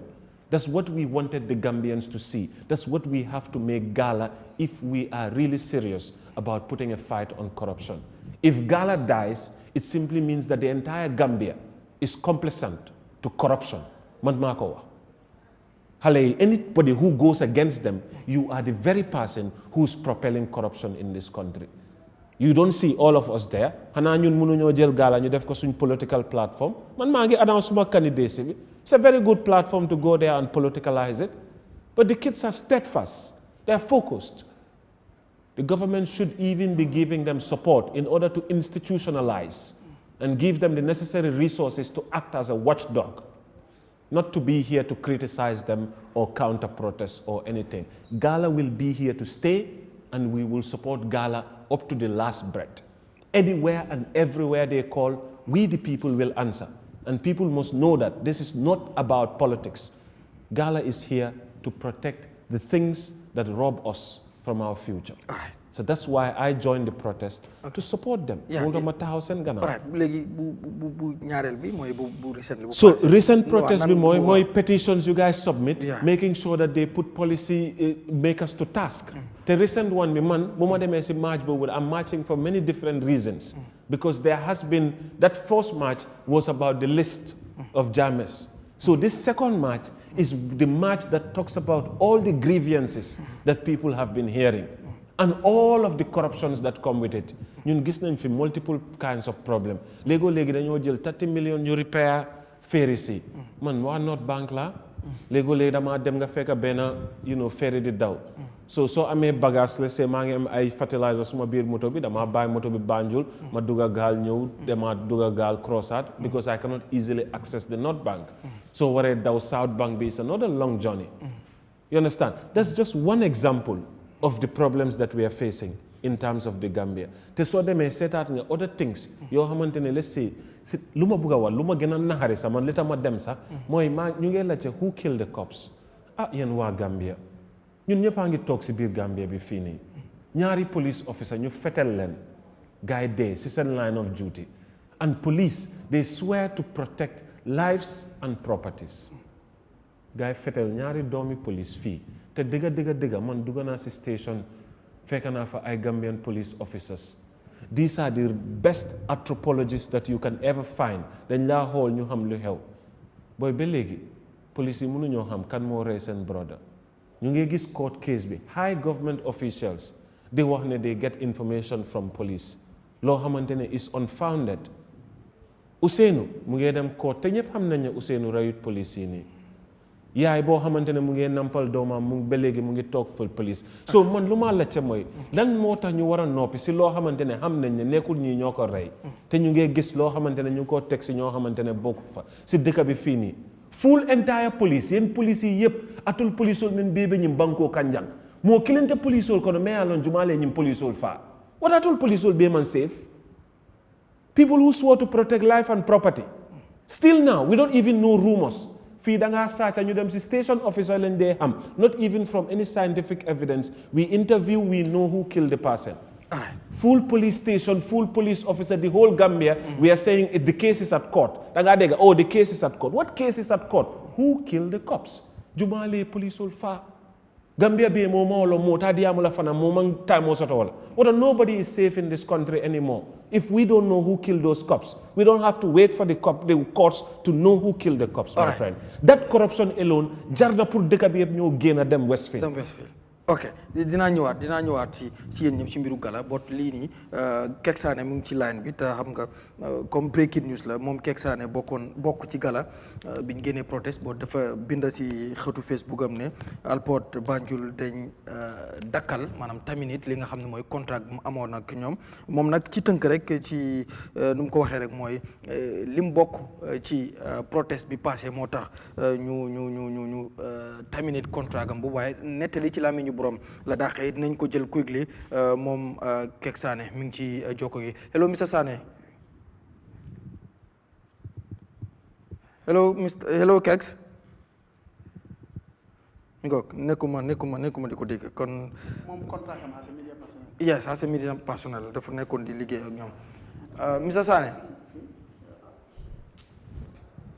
mi ngoog su ko defee ñu ma jàll ci dem dinaa su déggante bi baaxee dina ñëw because tamit is important ñu mën a dégg ma ñëw si Mr Cham Gala bi mu juddoo ak léegi tere naa nelaw nguur gi because ñu ngi tàmbalee di xeex ci yu bari yoo xam ne muy corruption ak yu mel noonu di ko di wax ne nguur gi def lan nga foog ne itam war ngeen taxaw ba war cee taxaw temm pour gis ne itam askan wi am na ñuy jàpp ne Gala bu fekkee ne government bi jógul ci sàkkutee fi muy prison yi di wax ngeen def investigation li ci war a xew ngeen def ko Gala mun naa daaneel nguur gi ndax yow jàpp nga loolu ak ban gis-gis jërëjëf Garmi dégg naa Kémo lan la wax ci mbiri Gala ak seen taxawaay man nekk naa nit koo xam ne du ma support corruption te du ma mus a dimbale kenn ku corrupt because man corruptuma te du ma dee dox ci corruption ñu ma liggéeyal xam nañ ko waaye lu ma jàpp mooy ne ku nekka ci biir réew mi am nga right pour nga jóg ne da nga bugg a xeex luy defar réew mi parce que réew mi ñoo ko bokka ñun amuñ ci loolu problème ba pare suñ nguur gii nii du benn yoon du ñaari yoon du ñetti yoon wane nañ ay evidences yu wane ne ñun we are ready to fight corruption parce que tey soo xoolee public anti corruption law bi nga xam ne nguur gi pass na ko loolu is a sign of fighting corruption lu yàggul dara parliamentarians yi approve nañ pour ñu taxawal anti corruption commission ñoo xam ne tey seen liggéey lu leen tax a jóg mooy pour make sure ne ñu dakal corruption ci réew mi loolu ay jéego la yoo xam ne tamit nit ñi foog ñu bàyyi ko xel xam ne nguur gi is ready to fight corruption emut foofu noonu waaye tey soo xoolee suñ xam nga nguur du ut xaalis waaye am na bunta yoo xam ne foofu la mu amee xaalis comme for exemple tey ports GRA ak yu mel noonu soo xoolee tey nguuri président Adama Barrow effort buñ def pour cop corruption ban nguur moo ko fi mus a def depuis 1965 su nekkee ne dëgg rek moo ñu tax a ñor because tey mbooleem foo xam ne bunti amee kaay xaalis la bu nguur gi make sure ne léegi digitalise nañ ko ba nga xam ne kenn du dem fay xaalis cash te loolu foog naa ne jéego la boo xam ne nguur gi def na ko ñu war koo rafetlu Gala luñ def ñun ñëpp jàpp nañ ne doomi Gambien bu nekk am nga right nga gis loo xam ne jaarul yoon nga taxaw wax ko loolu ñu amuñ ci benn problème because ay ndaw lañ te ñoom li ñu def nii man jàpp ma ne dañuy xeex suñ nguur gi because man lu ma jàpp mooy dañ jóg pour dimbale suñ nguur ku la jóg pour dimbale na rek kooku noonu yow doo ko jàppee noonu ñun jàppee wuñ Gala noonu dëgg la nag in a political environment ku nekk am nga sa gis-gis te ku nekk tamit dañ la nangul sa gis-gis ñu xam ne sa gis-gis loolu noonu yow sa right la pour nga gisee mbir mi nii lu tax nit ñi am problème ak Gala tuuti mooy because su nekkee ne da nga jóg pour fight corruption first of all maa ngi gërëm His Excellency président Adama Barrow parce que wane na ne he is a champion of democracy parce que lu xew fii nii depuis Gambia sosu ba léegi musta xew protest boo xam ne police yi ak protestants yi ñoo bokk di naan ataaya di lekka mbaxal Kenya bu yàggul gis nañ corruption protest bu fa am over 120 something people lañ fa rey ay ndaw ñoo jóg pour protest ñu rey leen ba fan la mujjee ndaw yi yëpp dellu nañ seen kër toog waaye ñun suñ nguur amuñ xelaat boobu noonu loolu taxul ñu jóg président Adama Barrow lu ko dafa gis ndaw yi réewam te daf leen éene jàmm daf leen éene success bu gaa yi jógee ne dañu protest xam nga Fati am na loo wax loolu tamit foog ñu respect ko because dafa am loo xam ne tey taxoon na fii ay nit génn àdduna dëgg la wala du dëgg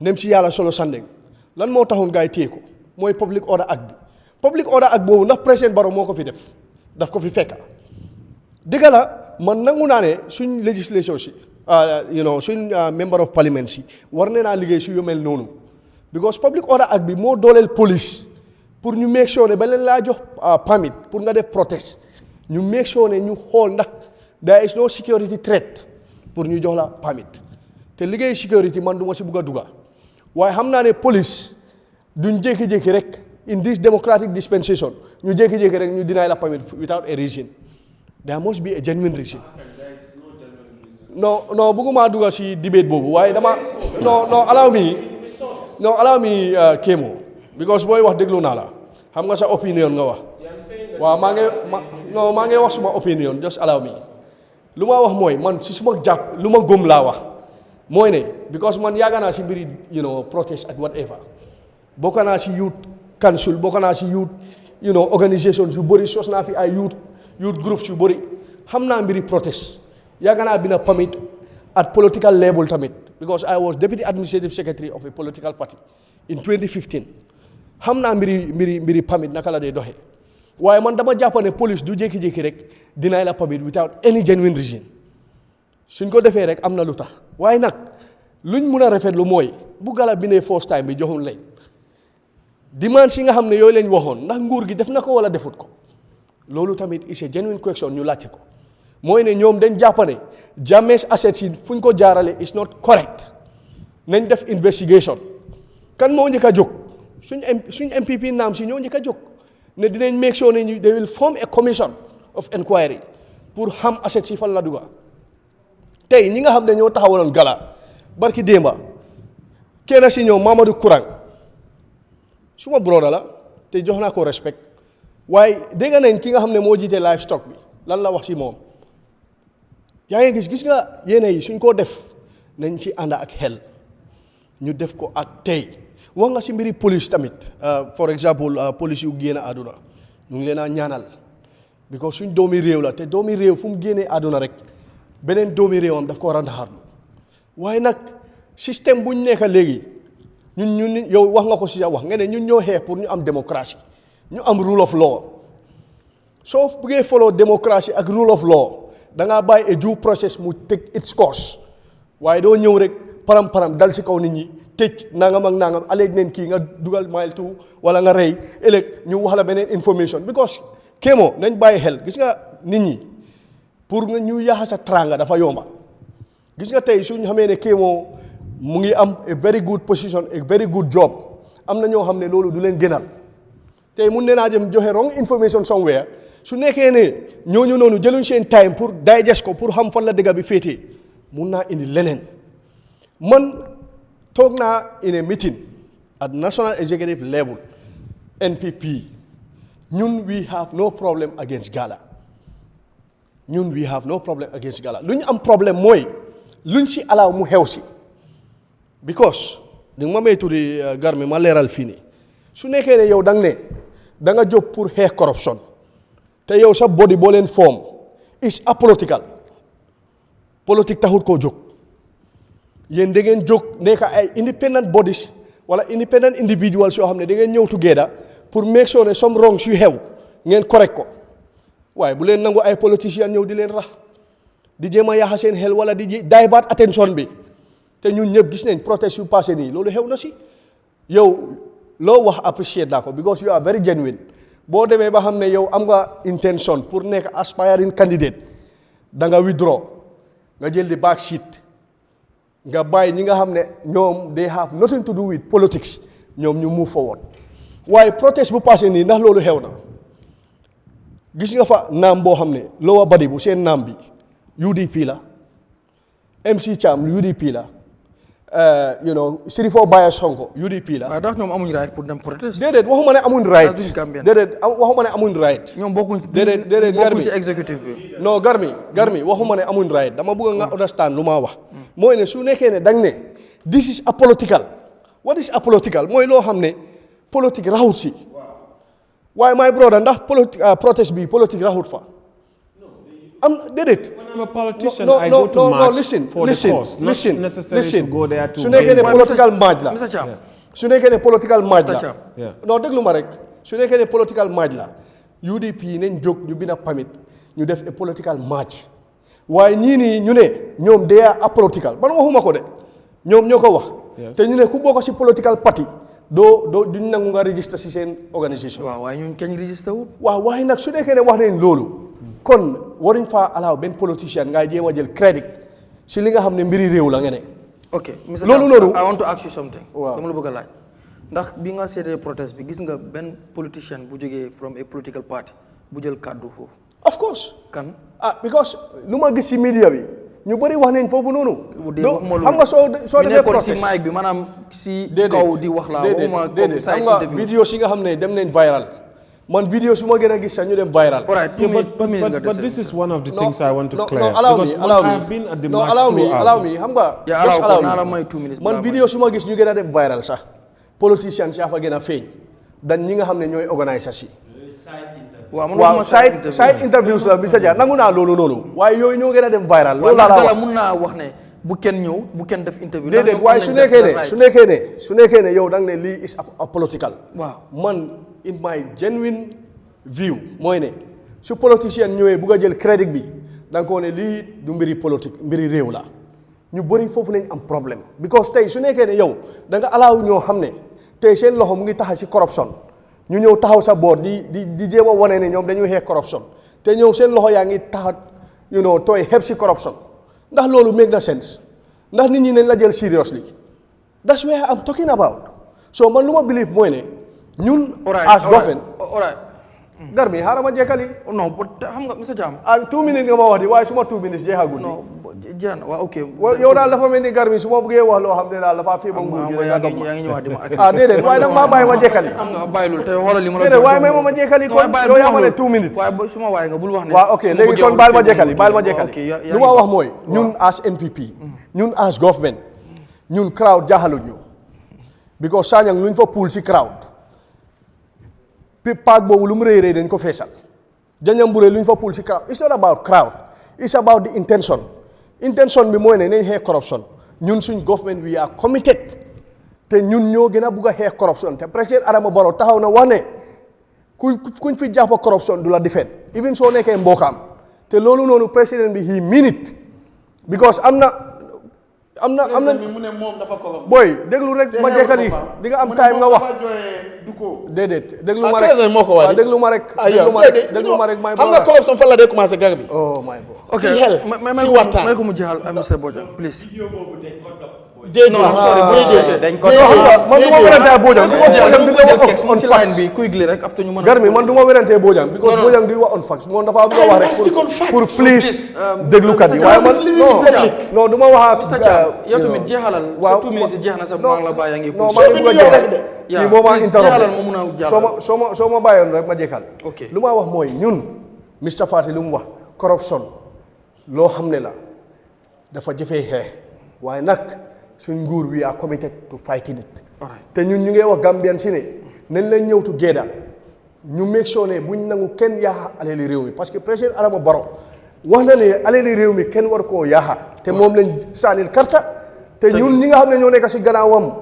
luñ gëm mooy ne nguur gii nii luñ xeex si corruption depuis 1965 ba tey fuñ toll nii amul benn nguur gu ko def. all right thank you Bojang may ma just 5 minutes rek ma jël réaction yi Kek Sané all right ok kon moom naxaar ma ñëw si Bojang dinaa ñëw si moom si kanam ML moom tamit mu ngi si line bi bot dinañ ko jël si kanam moom si biir. lan mooy corruption it's important pour ñu understand lan mooy corruption.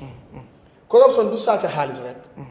boo toogee nga am place as in plateforme comme nii fayuñu la nga gis dëgg bi nga gis luwaa lu mu wax nga jaar yaaxa nit ñi seen xel is the greatest form of corruption. Africa corruption boobu moo tax ñu ngi nii ba léegi mënuñoo dem te toom loolu la nekk di def fii dañ ko dee may chance rek doo dina la wax dëgg bi because no accusuma la am based on facts. Okay, let me give you evidence. No, bul ma point out because man point out. No. Obviously, yaa ngi public space. li nga nekk di wax. Why bul ma point out because I'm not saying he is corrupt. No, don't point me out because man luma wax is based on facts, my brother. But what I'm saying is based on facts. So why do you have to tell me that? Say your facts. Okay, my facts are this. Yeah. Okay. First, moom dafa toog fii ne before this program ne corruption amut because process bi demaagut wax na ko fii. Why? Nañu waxante dëgg. That's not true. I never said that. Wax ma fan laa wax fii ne corruption amut. The program that you came before we meet again no, today. No, my brother, that's not true. Mangi togon fale. No. I never said that. Okay, it's fine. Let's go. I never said that. Go back to the recording and you listen to it.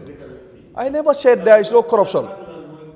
Foofu laa nekk di commencer pour indicate ko moom may stop. No, no, Fati. Lu ma wax is clear. Man nangu naa ne any form of corruption dañ ko war a xeex. Waxuma ne corruption amul. Now, my brother, allow me rek. Moom dama allow because da nga war a control sa programme bi. Warul ma social. Non, so leen bëggee ma contrôle ko suñu programme. waaw waaye bu ma social help me mooy su nekkul sa time pour nga wax. déedéet waaye bu ma social kon wax ko loolu. bul tudd turam Mr. Boy. I think the issue of mun na maa tudd waaye bu ma social. tudda tur ak sos dafa ute. ok Bojang mu ne bul ko sos. ok as far as ok léegi man. sorry siga nga bañ a wax dëgg bi. for example Gambia gis nañ lu xewoon luwaa yu nga xam ne dañ leen dugal.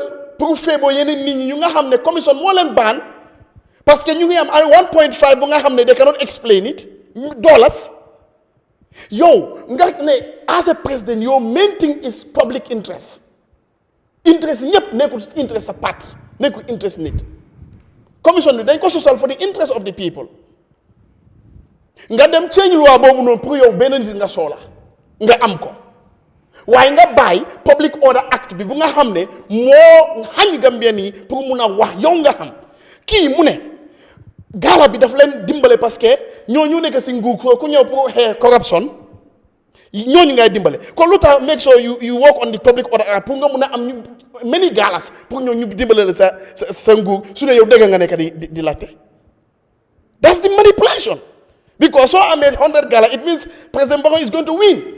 Because you have 100 other organizations you have, they institutionalize through hair corruption. Who is going to be doing it? Is it not the president? But there is only one thing that he can do quickly. More dem si parliament be change public order act be. Why defuko?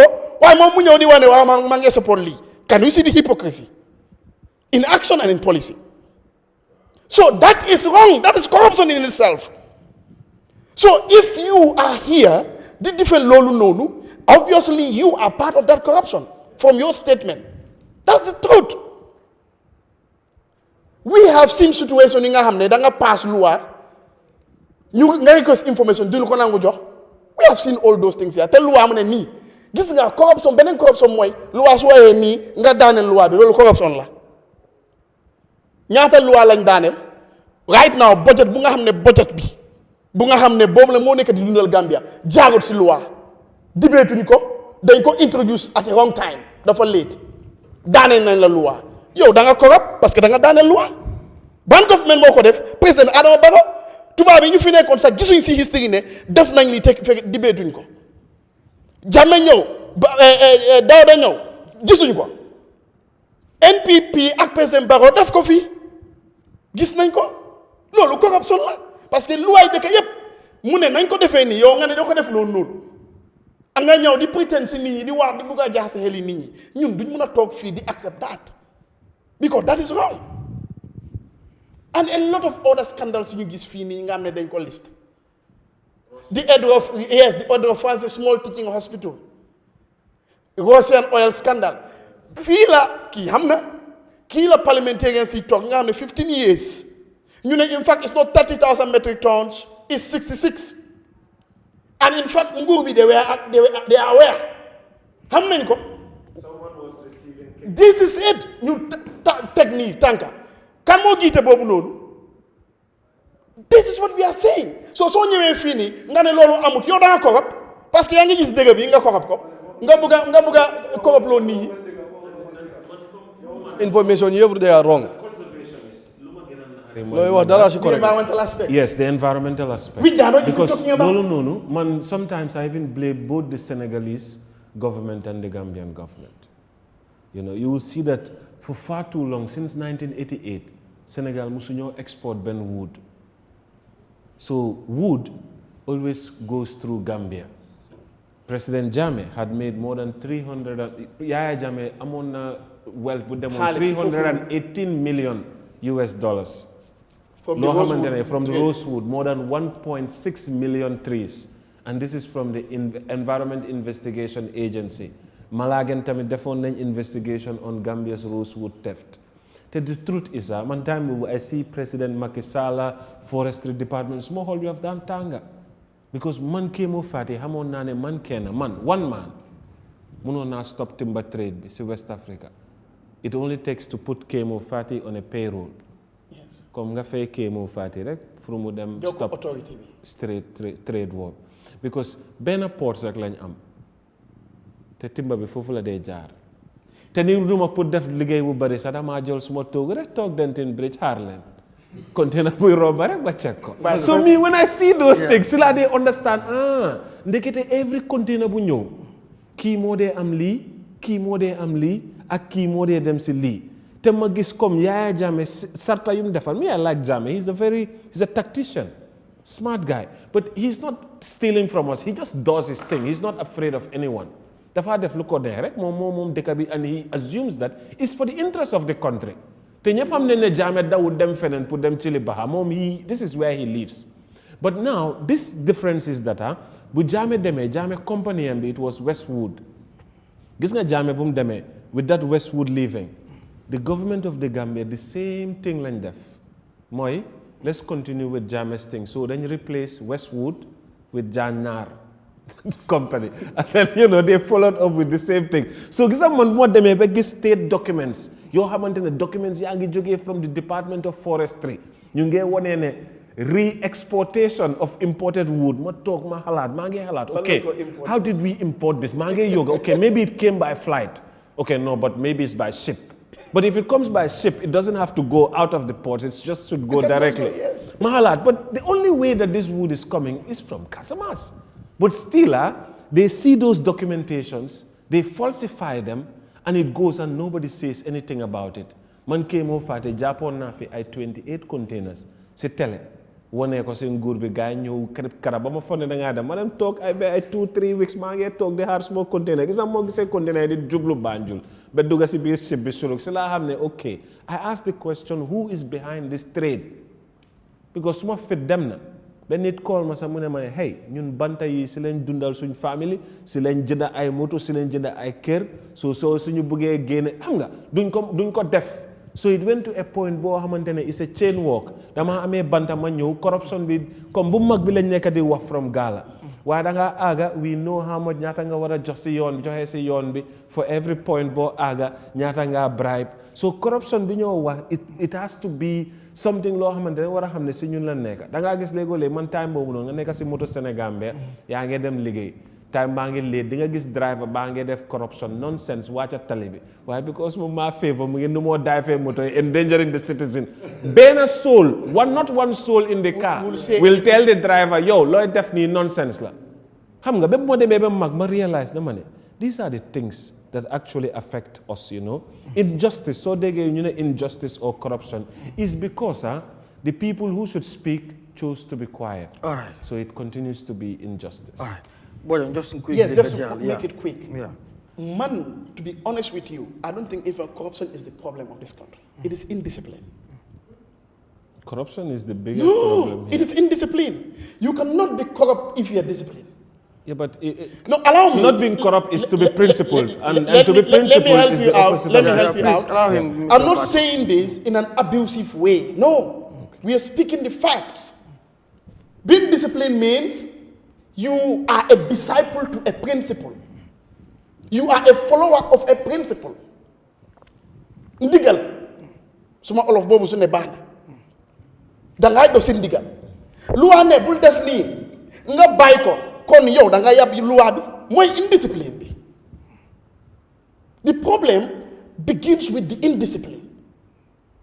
So we need to be disciplined, meaning we have to be followers of principles. We have to be worshippers of principles. As in, loi ne ni nañ ko defé non. That is a general problem that we have. So I believe there is corruption, but I can also tell you that from my own perspective, the major problem or the root cause of corruption, in fact, is indiscipline. That we need to work on. And you cannot talk about indiscipline or discipline without attitudes. But you cannot also change attitudes without leadership. And that's what the main problem of the Gambia is. All right. Pour nga mëna change dara, fo nga am jiit ku woné né li fi moy suñu jubluwaay. All right. Truck dafay dem arrière waaye du mën a aaga base arrière de. So it means njiit bi moo war a jël jubluwaay bu correct. Nit ñi ñu nga xam ne dëgg Gambia métti na Gambia saal ak cabinet la nañ waxante dëgg. Waaye am na ñu nga xam ne loi moo leen téye ne ñii correct yow tey ñooñu nga employ di use taxpayer money. Nga ne yow da nga pare pour xeex corruption loolu amut waay. All right.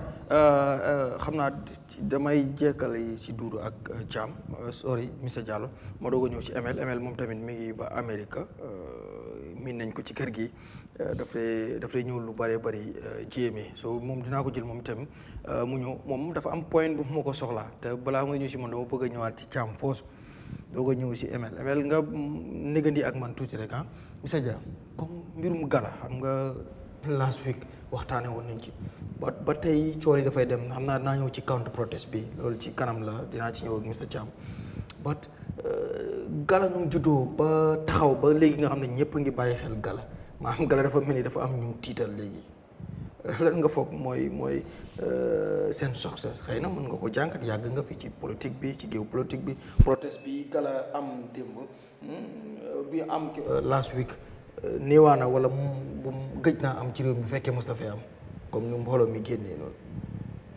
waaw jërëjëf protest du guléet ci réew mi ñu bari jaar nañ ci def nañ ko waaye li Gala def dañoo nangu ne mu ngi soog a am ci anam buñ ko defee comme ñenn ñi niñ ko gisee tam ne ñàkkale naa jox pamit ci njëlbeen yoon bi loolu dooleel na leen biñ demee boo defee ëppa doole bés bot nga jàppaleen lem leen teg leen benn place dafa forcé waa réew mi génn ñoom liñ gis mooy ñii ni police bi jëflante ak ñoom du yoon du noonu lañ ko war a def loolu comme lu ñoo wax dafa tax ñu bari yërëmantu ci waa Gala moom la ñoo wax sympathize ak ñoom moo tax bu ñu leen jàppee bañ leen a bàyyi nga gis nit ñi génn wane seen cofeel wane na ñoom ànd nañ ak ñi nga xam ne ñooy waa Gala te gis nga ba bi ñu leen bàyyee ñu daje Westfield ci monument bi man suma boppa jaaroon naa fa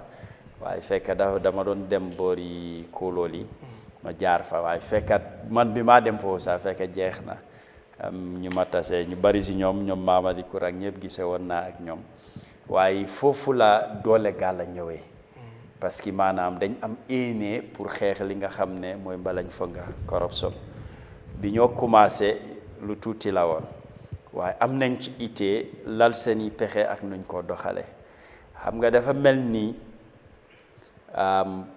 moto bu paan ne kii dawal ak kim eb ñu wàcca di puus am ku dem yëg leen ne moto bii day dafa paan suñ ko puusee mu tàkka dina bari njëriñ ñëpp ñëw puus si mu dem kii puus loolu la soxla ki ko jàppale mu dem waaye police bi moo leen jàppale ñu tollu foofu ñoom nag toog nañ seetaat seen boppa gis ne duñ dugg ci yëfi politique ñoom waxal nañ ko seen boppa te bugg naa ñoom mi ko jiite ñuy génn di waxtaan ak askan bi di gën a leeral seen taxawaay lan la corruption la ñoo xeex naam waaye am na ñu leen nekk di joxoñ baaraam ne dañoo fight pour regime change xam nga tungu ne du teew ñuy nataal loolu ñoom ñoo ko mun a leeral parce que soo déggee movement dafa am li nga góom ak li nga xeex et loolu danga ci dee ngoy waaye soo buggee ne tey fii ngay eeg ëllëg nga topp fële gannaaw ëllëg nga topp feneen nit ñi su yàggee dañoo jaxasoo duñ xam sa yow lan nga bugg ak lan ngay xeex nit ki su nekkee ne moom su dee moom ne moom activiste la waaye activiste ci lan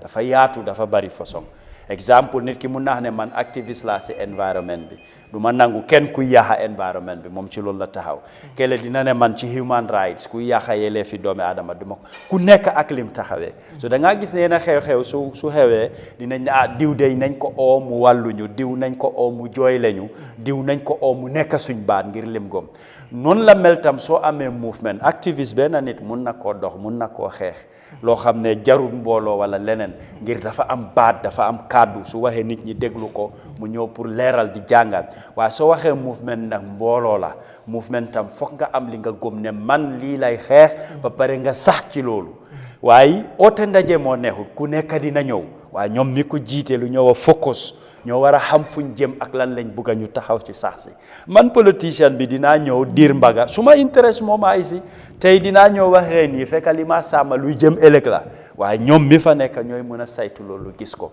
ci gàttal daal man gis naa ne ñoom luñ def ndam la am nañ ci success ngir yëngatu buñ yëngatu yëngal na àddina du rek Gambia fii suñ demee ba international media di ko report nga xam ne loolu génn na frontière bi waaye man dama dee faral di wax ne internet lépp lu fa dugga rek àddina nga ko waxal wala àddina nga bugga pour ñu gis ko ay ndaw lañ di leen ñaax ci li ñoo def waaye ñu bàyyi xel parce que léegi-léegi defin bi mooy mun a yaaxal fi nga bugg a jëm loolu ñoom dañ ko war a sóoraale bu baax.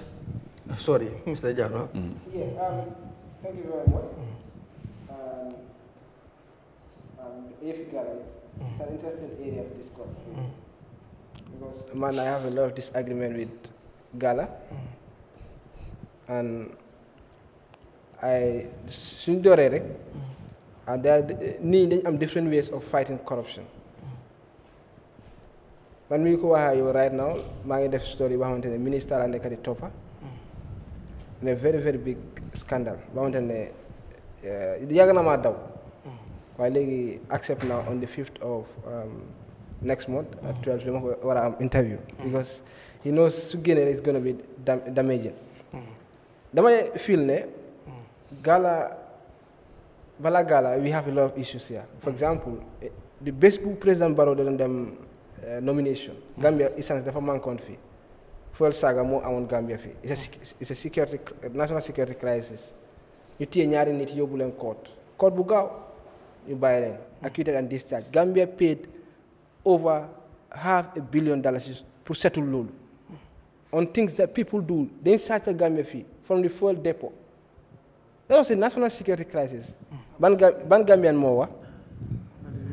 That is very serious. 2021, Facebook President Barrow did the nomination.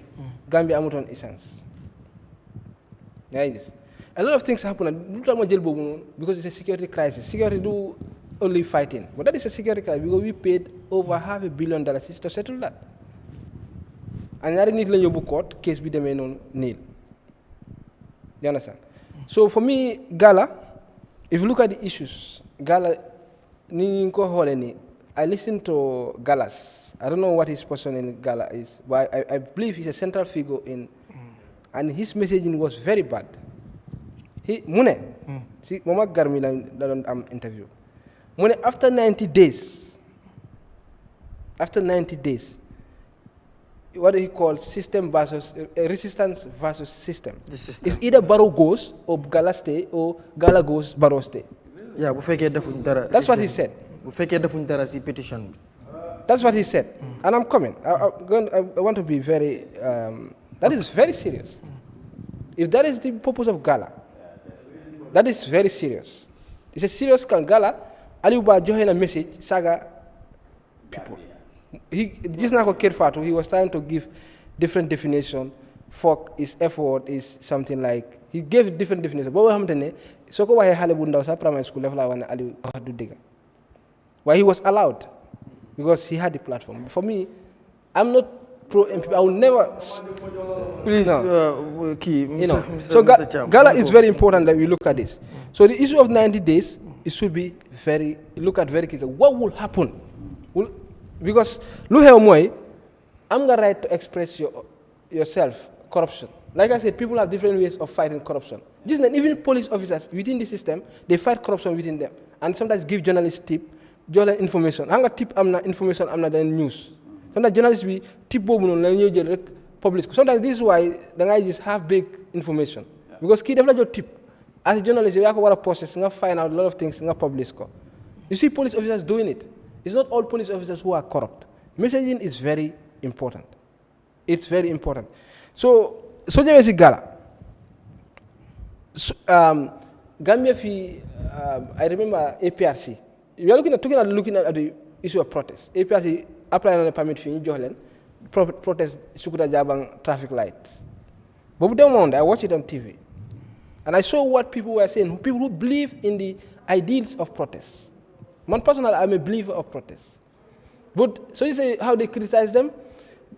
You go to the guy organizing bring back Jammeh protests. You can see? Because you were discouraging people, saying things you don't know is going to haunt you tomorrow. What they were telling, doing now at APRC, more than that, bring back Jammeh protest was a failed protest. Because Nini Genusa. I was there. I was there. I still have the photos. Videos, it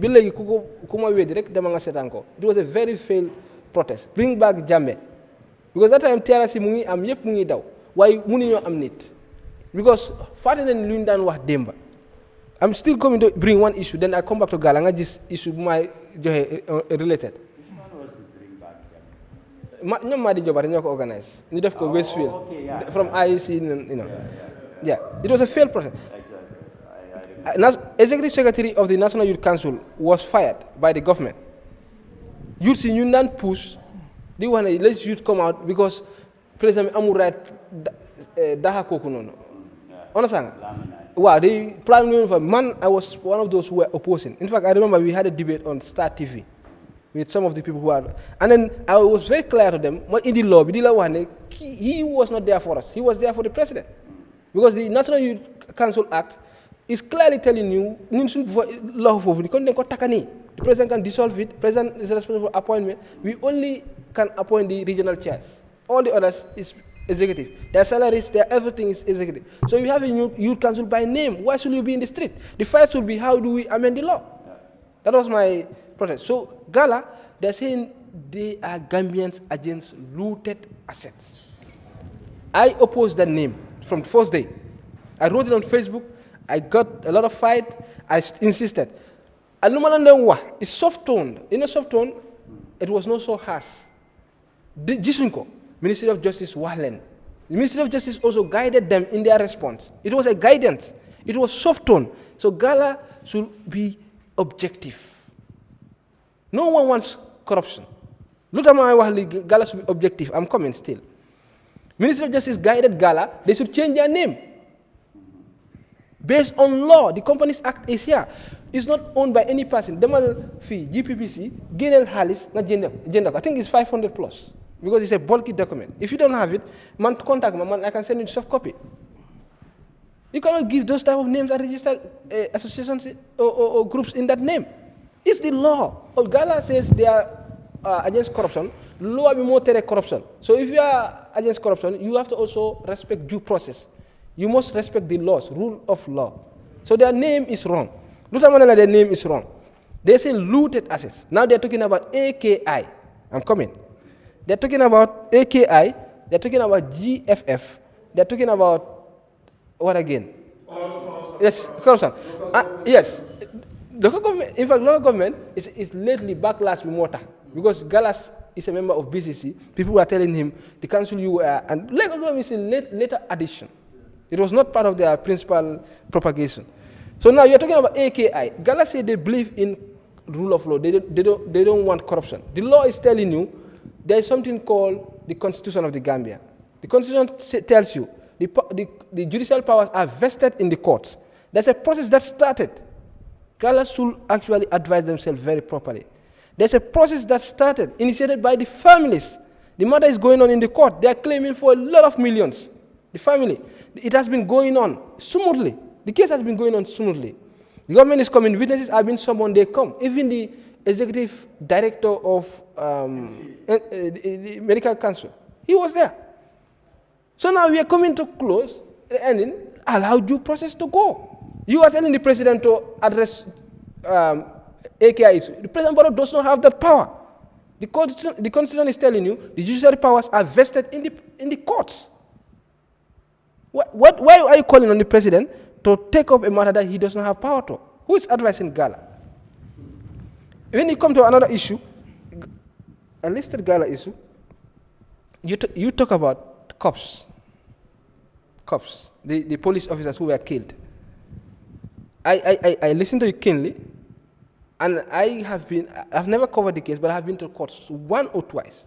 Sometimes I come there, sit a few minutes, I go. But I edit the stories every day. I see what happens in the court. I know what is happening. And I believe the police do not do a good investigation.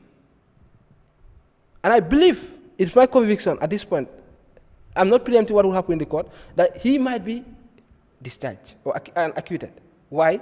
Because it's a failed prosecution that is happening. I think it's a Ross matter. The idea of even the money, the president offering 100,000, the audios of Mama Jabi, who said she has audios. She came to court, she said she lost the audios. The audios are in court. So linking that person, the accused person, to the case is a problem. But Gala, what has Gala to say about that? Gala said their agents looted assets. This is a judicial process going on. You wait for the end. When has Gala started being concerned about state matters? Journal example, I'm speaking English a lot. Journal example, when the security crisis happened, fell issue. Then you hold Gambians, yep. You don't let them caught from 1 to 6, sometimes 5, you cover call. But in the end, in fact, I brought an analysis of that issue. I brought clarity. If you go to Forai website, move fast. When you're Forai, we can give you the copy, you read it. I brought clarity and the weaknesses of the prosecution case. Usually, after the judgment, MC judgment, I bring analysis. Judge me, they give your opinion on where the strengths and weaknesses are. The judge is telling you the police did a bad job in the investigation. If you go to the police report, it's talking about there should be forensic audit of the it never happened. So look how they roasted the court. These people are accused. So there's a problem. Even as I speak to you, I'm doing a big story on that because I know I have some leads that some people were compromised. So Gala should have waited for the case to end. When Hussein is accused discharged or whatever happened, then they will have a better idea to inform themselves. Who killed the cops? You stand for the police. Yesterday, just yesterday, we published something. For that demo, then we wrote a story. You see, Gala, I'm having issues. Like I said, yesterday, Foria published a story. That police woman who was shot, the two had died. Kelenki, Jigenbi, she's suffering. That's what Foria published. The medical report, recommendation, overseas treatment, they forget about her. They didn't become a court talk. That's what the information we have. That is what is published. It's not my story. I mean, Foria published it. So Gala, I believe, if they want to fight all corruption, let them change their name first. Looted asset and all other corruptions are not related. So civil society vitamin, they should support the media. I believe this is all engineered by the media work. The journalists did a very good job. That's why from day one I'm saying, let's celebrate journalism. Let us not allow people to steal the show. The journalists did a fantastic job. Koku liggéey bu mu def, liggéey boobu noonu is outstanding. Wow. So Gala told the show. For me, that's how I feel about it. So civil society right now, the talk should be, how do we empower journalists? Those who are doing investigative journalists. GPU and the media are pushing government be just subvention. Senegal, if they happen, in other countries, Gambians should support the media in this. If the media is empowered, because it's very time-consuming, a lot of things. Like Mola, the minister's case, I have been investigating how many months? Some cases I investigate for 8 months. That's why you're freelance, you have to pay other things, it will not work. So how do you empower media? So Gambians didn't want to see the media. Why in short, every advocacy against corruption is valid. Whoever stands against it, like I put it, is in fact supporting. But how you put it up is the issue. So Gala, they made petitions. In fact, how informed are they about issues? Because these are people, a group of people who sat and petition on behalf of Gambian people. What input do they? Gala should be open to take inputs from people. Because it's about Gambian, it's a national event, they are apolitical. Let them listen to Gambians. Next time, if they want to go to protest, then Ubi, they are members. Some people are talking about fishermen, for example. I saw a fisherman in the first protest. That was the day you were leading even, because the person was late, because these people were arrested. He said he was there, he saw it. In fact, he said he did not take shower, he came to the event. Because see how determined that person is. There's no one who can be determined than that person who left the sea without even going to sleep. You need a nap to relax. He came to the protest. That was the day. Because I'm sitting in the house, I watch every video. Right. Instead, so the issue be more. Gambians, I believe, youth, young people, like you put it, every person, young person, they are committed to against corruption. But how do you put it up? Looted asset. National Assembly said, 6 months. Guy, I think so, if I don't forget, 6 months. Gala should wait for them. That is their name, Gala, looted asset, not other things they are talking about. Let them change their name. All right, good. Just 2 minutes. In just 2 minutes. Yes, please. Yeah. So, I think that lower here, I'm not solo torop, but the name Gala, so the mengalache Gambians you nekk ci biir Gambia bi fii lan mooy Gambians against looted assets. The word looted, so demee high school had na is a new word to some of the people. So suñ ne Gala askan bi luñ xam mooy movement bu taxaw against corruption. Looted asset bi Mamadi Kurang mu ne is a generational wealth. So loolu moo tax taxawaay bi ñëw waaye taxawaay bi romba na foofu noonu rek de. It's no longer about that. Te bu ma nekkoon ci protest bi di ko jiite woon bu passé woon noonu wax naa leen ne straight away ñii ñu ne soo leen bàyyee gaay dañoo ñëw taxawaat fii te comme ñun tamit demuñ de soo leen bàyyee gaay loolu rek doyut foog ngeen génnee liste bi tamit comme nu ko gaay demandé. That was very clear. So Gala's stance since at the very beginning is against corruption in all its form. Te soo ma doon déglu bu baax waxoon naa ne fii su fekkente na ñoo fight corruption su nekkee Doudou Dia has thrown 1 punch for corruption, we will throw 2 for him on his behalf. So loolu moo war a nekk taxawaayi Gala, the name and what the people are saying ak kii lu moo wax. Me as an individual, I can come and say and be angry and say this and that, but it doesn't mean that as a movement, when you're speaking to the rest of the Gambia, you have to wait for a pronouncement. Te xoolal nu gaay doxalee affaire permit bi, they go, they request, they give them the permit, they come with the petition, and it is systematic. Yaa ngi gis changes happening. Right. And how long did Gala come here to get such an impact? Xale dañ leen war a gërëm ñu dimbale leen xelal leen. We're not supposed to even go individually pour attack ñii. We're supposed to jealously protect these people from any government whatsoever that is to come. Because believe me, governments didn't know that. There will be many different kinds, and these are the very vices you can war a gain. All right. So it's for us, not for. All right, please. Ngeen baal ma ko rek, we are running out of time.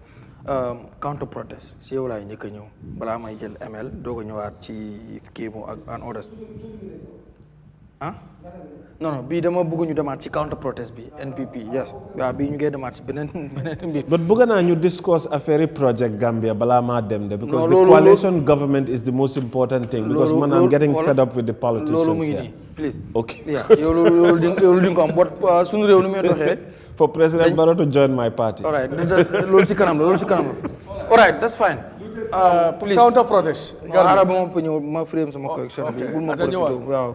Counterprotest bi. Honorable Ibrahima Silla state minister moo njëkk a announce loolu mbiru Counterprotest pour génn protest one solidarity nangam ak nangam docteur Demba Sabali jóg feelu ko dégg na tamit docteur Ismaïla Cissé ci suñu doyen boobu Peter Gomez mu ñëwaat ni mu koy waxee sax dëggalaat loolu wala jàppale gaay ànd ak gaay ci loolu comme pour wane Counterprotest war naa am ak fu mu toll nii ndax yéen war government bi cëram wartu nekk nu muy xool ba ne ñii kat indi nañ juróomi pétition ñun ñu jéem a xool pétition yi lan moo fa nekk nan lañ war a def bu fekkee ñii lu ñu wax lu am la ñu indi si saafara nekk loolu moo war a doon yittee government bi daan war a ay ministre di xalaat ay Counterprotest maanaam war a génn dajale indi fii ndax loolu moo war a nekk taxawaay bi. jërëjëf Garmi dégg naa la waaye ma gërëm Yankuba si leeral bu mu leeral sa time la nag parce que lu mu leeral am na solo trop tey lu bëri man sax leer na suma boppa waaye nañ xam leena mooy ne gisuloo benn statement bu jógee from the Ministry of Information wane ne government bi dañu Counterprotest gisuloo benn statement bu jógee si National People's Party spokesperson wala di deputy spokesperson wane ne NPP dañu Counterprotest. Honorable Minister Ibrahima Silla opinion am la wax in a political rally te dañ ko nangul because politician la politique moo tax ñu fal ko ministers yëpp they are politicians because ku leen fal kooku noonu askani Gambia ñoo ko óolu jox ko 54% or 53% of the votes ak alliance bu ñu àndal te askani Gambia rek ñoo am doole pour génnee fi nguur boobu noonu.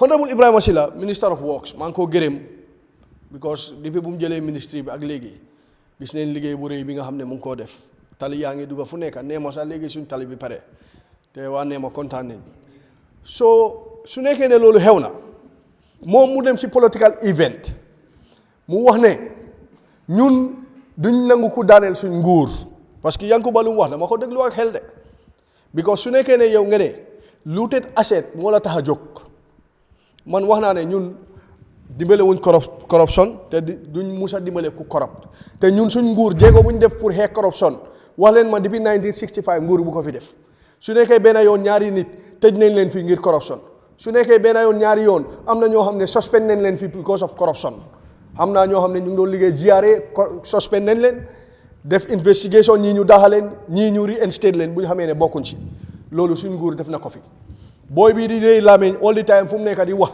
santal suñ government parce que yow suñ government moo tax tey ngay rëy laameñ si réew mi parce que yow koy support nekk na fi 22 years musta nangu benn protest am si biir réew mi yow amuloo moral right sax di rëy laameñ si réew mi waaye dañ laa seetaan rek because xam nañ ne waxal la tax a jóg citizen nga ba pare ñun suñ président is champion of democracy président Adama Barrow loolu tax ma ne Uganda boy mu ngi maa saaga di waaye mu ngi maa saaga di non yaa ko njëkk a wax da nga rëy laam dama rëy laam yaa ko njëkk a wax da nga rëy laam moom naa fi xel non waaye yaa ko njëkk a wax loolu de salaat la yow yaa salaat non waaye Garmi kii moom moo njëkk a wax loolu da nga rëy laam I have to hold my government accountable, not apply. So if I hold my government accountable, look at no him. sane person should say he's now insulting. That's the truth. Because no boy bi amul yar kii amul yar man du ma sa morom mul ma saaga. no. Okay. yow amuloo moral right pour nga wax si réew mi. kii amul right pour wax si réew mi. moral right. I'm asking, who has moral right pour wax si réew mi. to say I as Gambia ok ma cannot continue. hold the government accountable? Garmi yow laay waxal. Continue. waaw Garmi He's a hypocrite. Garmi kii soo gisee mu maa wax lii si plateforme lañ nekk waaye nañ respectante because man du ma la saaga. yaa force. non nañ respectante rek. non waaye yow tamit waruloo ko wax da nga rëy làmmeñ moom déedéet tamit non ma ne yow naa fi nga di. dama am fu ma ko teg. man te am naa fu ma ko teg di. non waaye waru ko wax because you are hypocrite gis nga dëgg bi bu ñu bëgguloo ko wax. that's hypocrisy. okay let's continue because it's not about me. all right man kii nu mu waree dinaa ko nangu. and you don't want us so léegi boo lu ma wax mooy. Thank you. Honorable Minister Ibrahima Silla. am na right as a national executive member of the National People's Party. Because Honorable Minister Ibrahima Silla is a politician. He is a national executive member of the NPP. Honorable Demba Sabali is a national executive member of the National People's Party. They are wearing two caps. am nañ right pour ñu gis ne am na ñoo xam ne jóg nañ pour dugal ci protest bi loo xam ne bokkut ci ñu alaat suñ militants yi because ñun ñooy di ruling party te alliance bu ñu àndal 54% lañ win pour toog 2021 su nekkee ne am nañ gis-gis ne am na ñoo xam ne dañ jóg pour dugal si protest bi lu si bokkut duñ noppi de ñun wax naa la ne as a government we are happy ne Gala génn nañ pour make sure ne ñu expose lii nii te buñ ko exposé lan la suñ nguur gi def ndax dañ toog rek yaacaaral déedéet dañ form a commission baa ngay li def seen liggéey in 6 months time ñi nga xam ne tey ñoo doon wax am na ñoo xam ne seen mbir commencé na di feeñ Mamadi Kurang barkaati démba dëgga la wala du dëgga alej nañ ko fa ne buñ doon jaay live stocks yi dafa wax ne buñ jël record loolu nag xaw ma da dëgga la wala du dëgga waaye nag wax nañ ko fa ñun lu ñu wax mooy ne su nekkee ne protest moo tax a jóg Gala am nañ right ay doomi réew mi lañ te ñun suñ nguur gi démocratie lañ bugg a sampa te loolu lañ góom si la ñu dox amuñ si benn problème. def counter protest wala defu leen. non lu ma wax dafa leer ma ne su nekkee ne protest rek moo leen tax a jóg to fight corruption ñun amuñ si benn problème. da ngeen def counter protest. waaye nag suñ si boolee leneen lu uteeg protest against looted asset ñu ne dañu daaneel suñ nguur because kii wax na ko fi te man si suma boppa déglu naa ko from Galas ak ñeneen. ñu ne pétition bi 90 days lañ jox government bi su government bi deful dara ñoom dinañ dal si kaw government bi wala dinañ daaneel nguur gi something like that. noo ko mun a interpréter suñ déedéet lu ma wax mooy dama la bëgg a wax ne su nekkee ne loolu moo leen tax a jóg laa la wax suñ eggee foofu noonu leneen la ñuy wax waaye fekk egguñ foofu nag ñun amuñ benn problème. all right that's fine ngeen baal ma jël ML 5 minutes rek ma bàyyi ko because xam nañ ne America nekkuñ di same time te mu ngi fi salaamaaleykum ML. waaleykum salaam wa rahmatulah. ñu ngi jégalu bu baax si téye buñ la téye fii ñu ngi tuub si loolu just quickly rek nan nga gisee counter protest bi nga xam ne NPP seen wala ministre bi nga xam ne mooy Ibrahima Silla wax na ko ci lu jëm ci loolu moo trigger nag wax yu bari counter protest wax bi fu ne mu dugga yow nan nga koy jàngatee ci lu jëm ci wàllu security ndax bu fekkee ne ñii dañ génn ne dañoo def counter protest ndax du juraat sax let's say beneen counter protest wala juraat leneen génn soo koy xool ci wàllu sécurité nga xam ne sa xel màcc na ci yow nan nga ko gisee loolu lan la war a mën a jur bu fekkee ne ñii li ñu wax nii dëggal nañ ko am na ndax du jur fitna wala du mën a am leneen lu mu jur ci biir réew mi. waaw jërëjëf Mr Graham yaa ma dégg. waaw ñu ngi lay dégg bu baax. waaw dinaa bëgg a jox gars sama background because my loyalty is to the Constitution, the Constitution, the Gambian people, including President Barrow, UEP, and the political party out there. Basically, my background more criminal justice, and I focus on law enforcement, emergency management, homeland security, and both law enforcement and national security crisis. So, look, just material aside. Lee is a national security threat, and I hate it. Could you put her digger, Liga, enemy of the state? Because the state, like with NPP, we are the state. Understand that? Gala, them state house. Understanding when it comes to protesting. It's okay because please I mean them to White House we could you protest you want to learn nahari they want to get them down so any politician do have any younger for truth wax bobu nono then you ya bëgg jama ci dekade and lu bëgg xam moy counter protest bi it's a national security threat because of the fact that Gala we definitely within the lines of the law and then mo bëgg highlight it too right political why politics mean that they connect to security.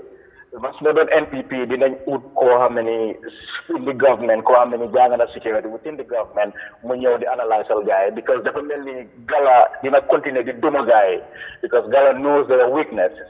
I'm not the hard guy. So ma delwa si linyo due process, Mr. Chamalanu de la Santa.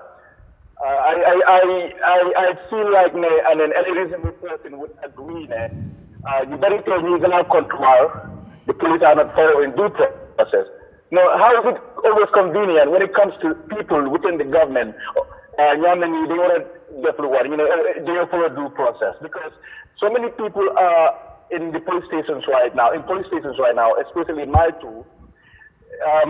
The police did not even have probable cause to even arrest them because Section 22, Chapter 11 of our criminal code, subsection A, even complain. Then one of them investigate. But upon investigating, so I would then further evidence to one of the key more definitely, slightly some more than by immediately. Subsection 2, upon investigating, find out law handling, find law handling, one of the understand?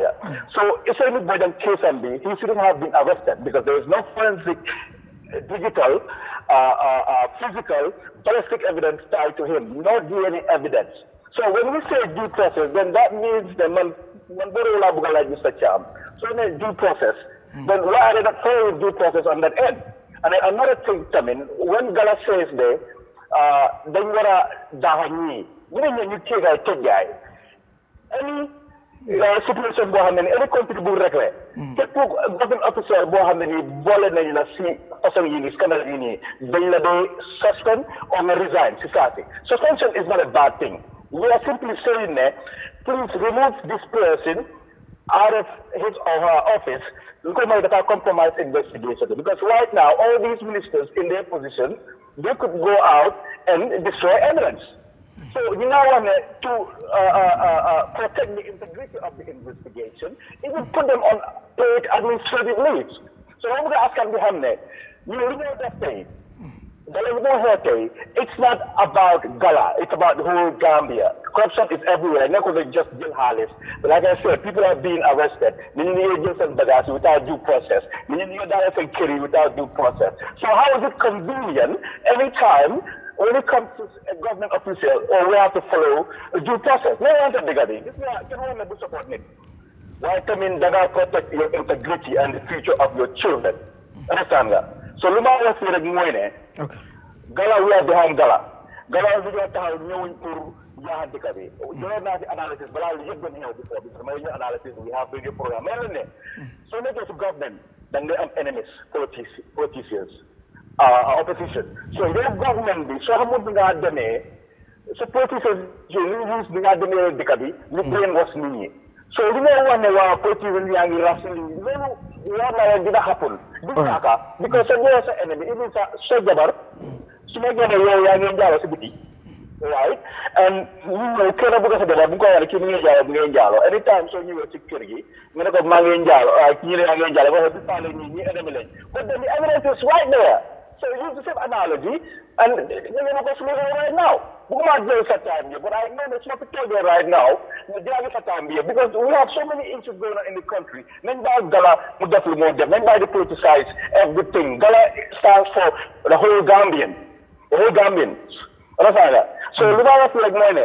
Men by the politicize Counterprotest, to answer your question, is a national security threat. We should focus on how to fix this problem, instead of always trying to insult the intelligence of the Gambian people. Simple as that. And we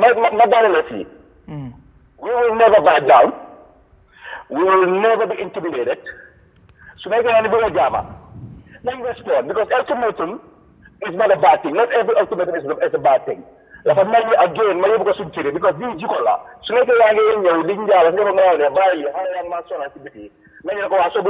instead of reasonable, okay, did not buy. Why don't have rule? They are smart so definitely not definitely. The pardon by ultimatum. It's simple, it's just it's just that simple. Like I said, before I get that time, so if you have any other questions regarding security, I'm here to be in the middle of everything. Feel free to ask many questions you may have when it comes to security. All right. Thank you so much ML xam naa suñ next edition yi dinañ la amaat jërëjëf ci lool Hadi boo ma jàppalee rek just 2 minutes ma am keeks mu ma texte xam nga dafa war a ñëw Mboojan Counterprotest bi léegi moo nekk cooli ci réew mi Counterprotest ci wax yaa ngi gis ki nga xam ne xelam màcc na ci wàllu sécurité mu ngi wax ne it is a security threat pour bu fekkee ne government bi dafa war a def a counter protest maa government bi nga war a because of state minister nuñ ko mën a waxee politicien la dafa executive member la si biir parti NPP but ba tey am na ñoo xam ne ministre bi lañ ko dee xoolee wuñ ko politicien bi so bu waxee rek kàddoom dafa am foo xam ne dafay dem so yow ban noo ko jàngate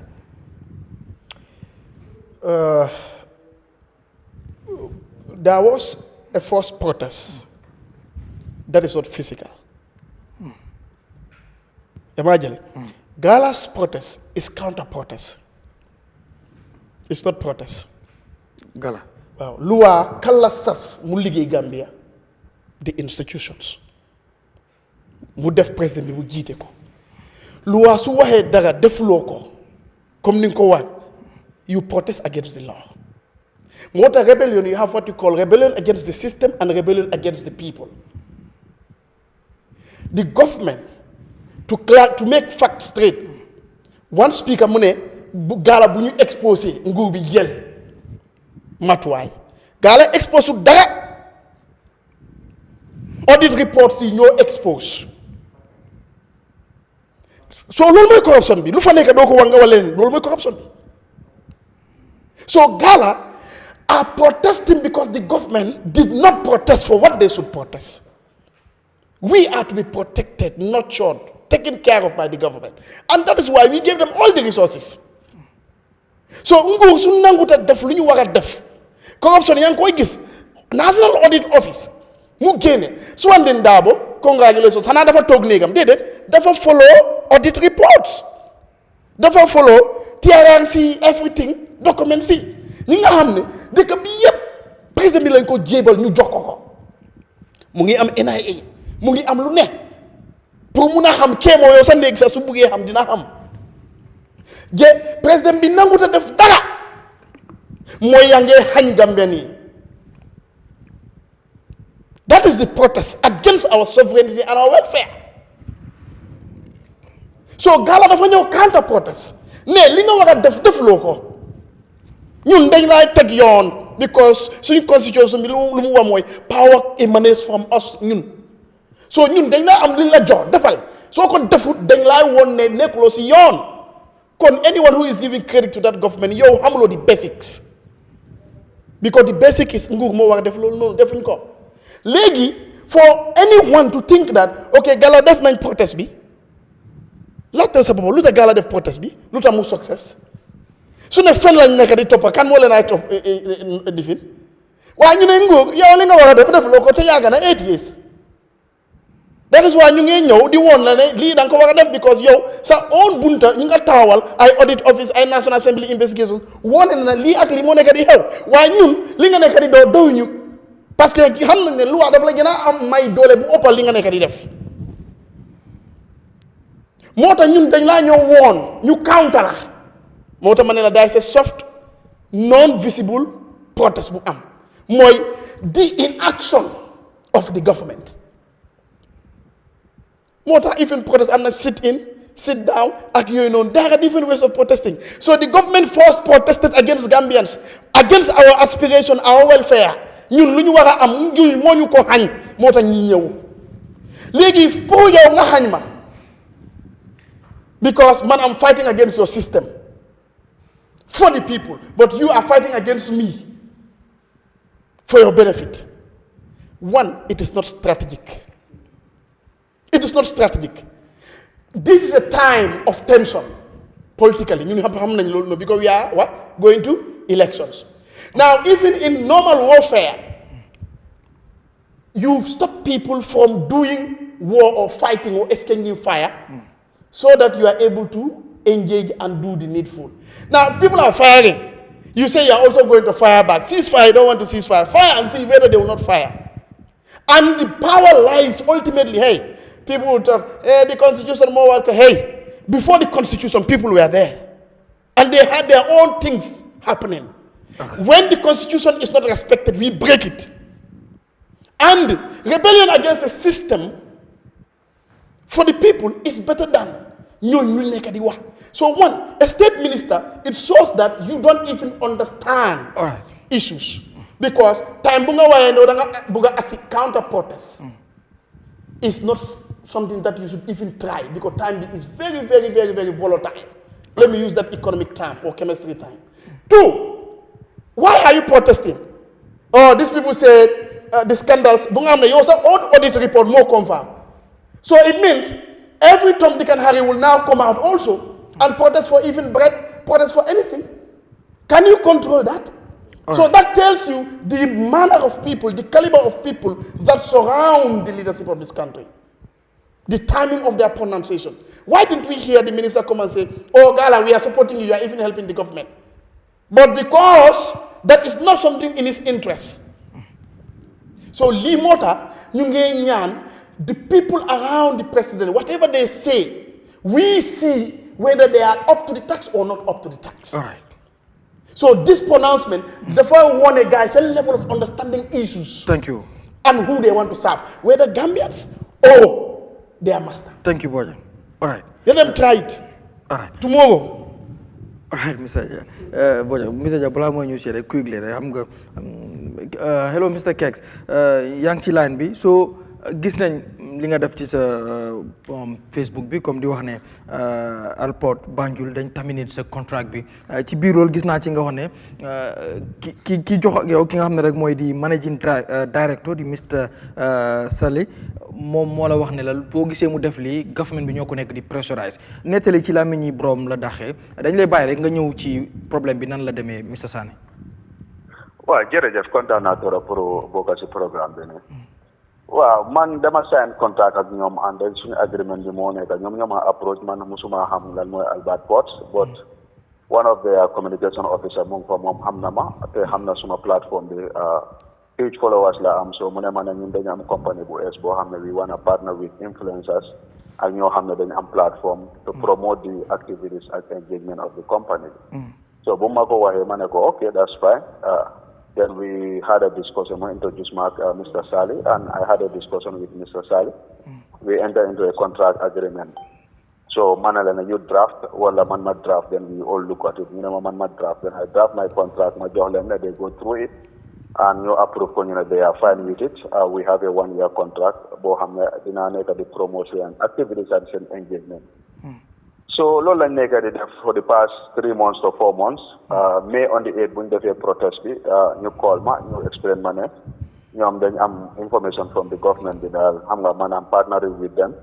They are the government Wellingara and they are working with government, so I cannot continue with having a protest. Then I make my position very clear to them that I'm a citizen, and our contract agreement is just to promote the activities of the party. There is nothing in the clause of the agreement, and I cannot exercise my constitutional right.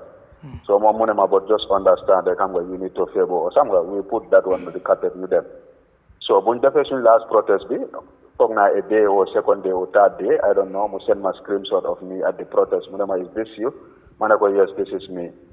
But the last time we discussed about this, I maintained position. Yes, we discussed about it, and I told you my position. And that position has never changed. When I'm okay, I'll get back to you. We talk 2-3 days, we send my message. This is to inform you that we have discontinued your service because I'm getting too much pressure from the government.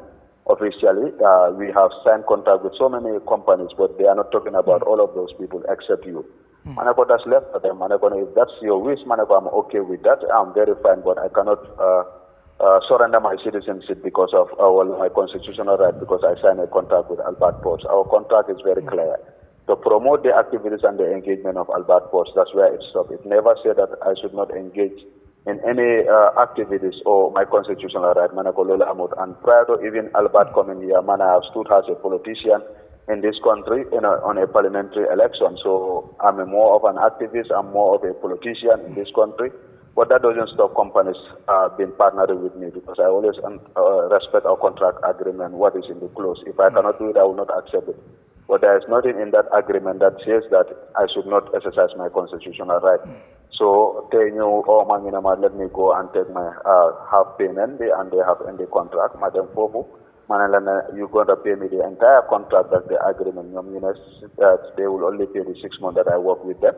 Okay, you'll hear from my legal team. We will write to you officially, and if you fail to do that, then I will drag you to court.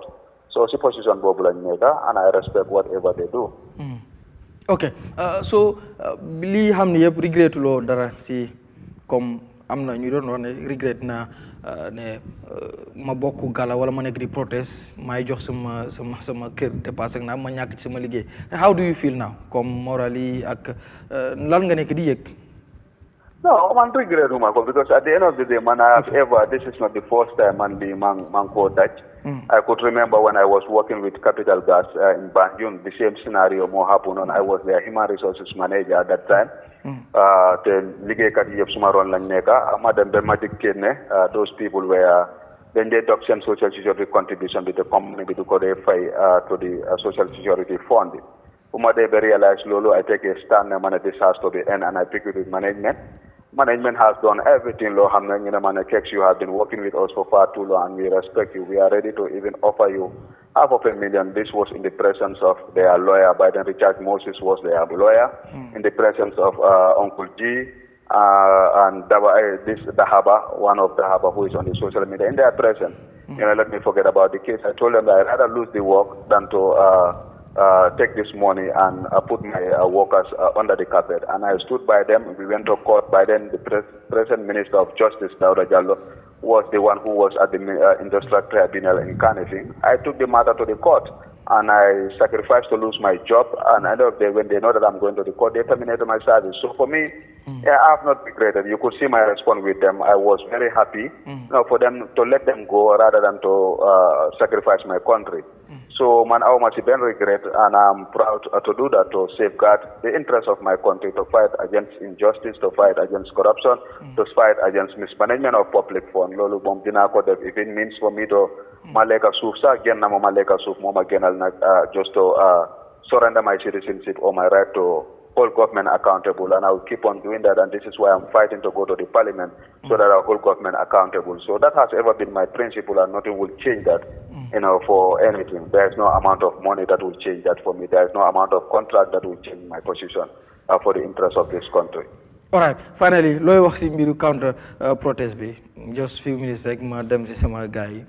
Well, loolu laa doon wax man wax naa ko gars yi ne man ne Ibrahima Silla was on the radio. I told him that Mom is now telling the Gambian population or any other person that the constitutional guarantee that we have, because we didn't just protest for its sake. There is a provision of the constitution that guarantee us to go and peacefully assemble and also to protest. So when you apply, then you apply through the legal channels, and we were granted permit to protest. So mom sumoy wahene why we go out and protest by exercising our constitutional right, the mom lola moy counter, then that means that mom we counter the very lost bo hamne minister bo hamne moy minister dafa wara govern.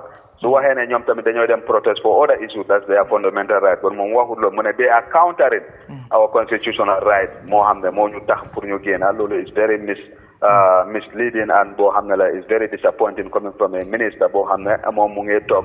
The minister bu nekk da nga war a safeguard at the constitution of this country. Yow warloo def loo xam ne dafay violate or incite violence, but moom lu mooy def moo nekk number one is inciting violence.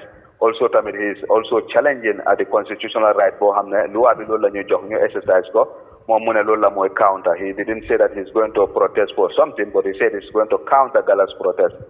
Loolu dafa mel ni ne he's countering our constitutional right. So that's a violation of the very law boo xam ne moom loolu la war a protect. So loolu rek laa ko mën a wax rek te su génnee nag ñun tamit we are ready to counter them to using ne ñoom they are ready to stamp on our authority te ñun tamit dinañ mobilize people to counter them su jaree ne nañ xee this country doesn't belong to any minister te suñ fogee ne ñoom dëkk bi ñoom ñoo ko moom they are just fooling themselves. Gambian people are ready to take over their country, and ñun ragaluñ kenn fii su fekkee ne jaral na some people to die for this country to survive, we are ready for that. But this country is not going back to what nuñ foog ne loolu la ñoo amee. Few individuals will not decide this country for anybody. All right.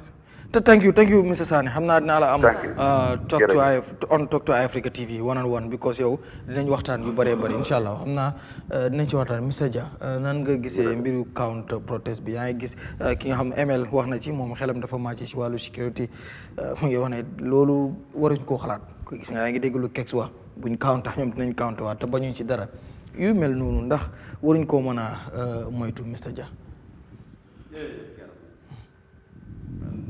ma gëm ne dëkk bi lu ñëpp bokk la suñu waxee right kan parce que man mënuma am right ma ne Bojang amut right kon nañ define naat démocratie ku nekk dafa am li nga bëgg ak li nga xee waaye suñ demee ba section génn ne ok ñun dañoo def lii wala ñun mun nañ koo def waaye keneen du def leneen man xameetuma dëkk bi de man ma understand parce que ku nekk kuy wax rek yow sa interest ngay wax foofu ngay defend man as a citizen lu ma bëgg si dëkk mooy jàmm last time bi wax naa ko fii jàmm si la lépp xëcc so nit ki suy wax di isi ay threats pour man number one loolu mooy a threat to national security man loolu mooy suma gis-gis man dama foog ne su ñoo wax dañ war a rafet dañ war a rafetal ku nekk am nga sañ-sañ nga wax dëgga nga wax li nga bëgg a waaye doo condemn keneen and dinaa laal ci boppam ñun dañoo share plateforme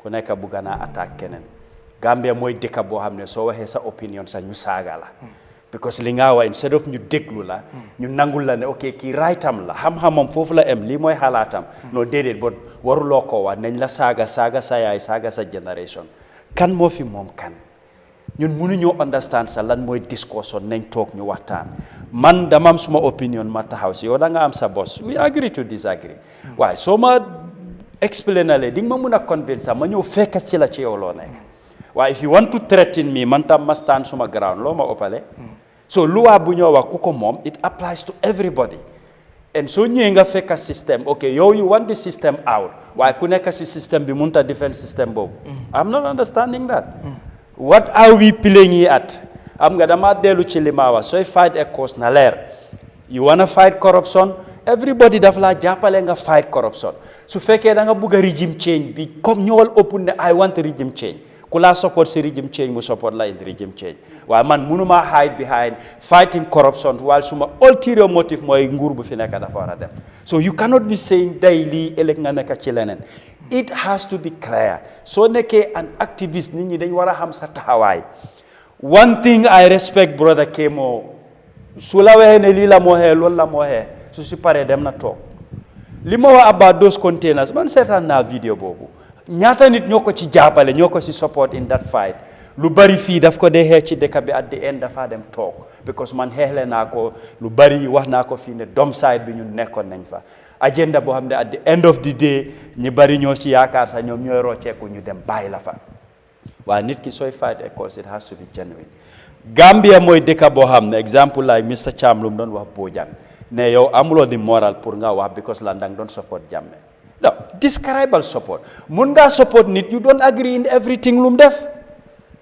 xëj na man lu tax may support nit is the good things lu mu def su defee something bad let him own up to it yow soo defee lu bon man ma support dafa mi ne equally man tam I'll have to carry a burden because dama la support it doesn't work that way fii the whole world there is no perfect system there is no perfect government there is no perfect leadership everybody ko fi joxoñ dafa am faults so because of danga ko support léegi faults am si danga ko en we should be able to accommodate each other ñu set the national interest yi fi décalé ñoo wax let's focus on that waaye léegi soo ma bëggee traité mun naa tax man ma change suma mind ne no I stand for peace and mun naa ne any type of protest can bring chaos in this country ñenn ñi suñ ko bëggee create dañ ko create hey foog nga understand system you can come out for a genuine cause ñu isi ay nit ñuy kilee problème affaire yëpp jaxasoo we've seen it in several countries léegi-léegi benn nit mooy def action rek mooy yaaxa yëpp we've seen the case of Tunisia nit moo génn mu set boppam on fire loolu created the Arab Spring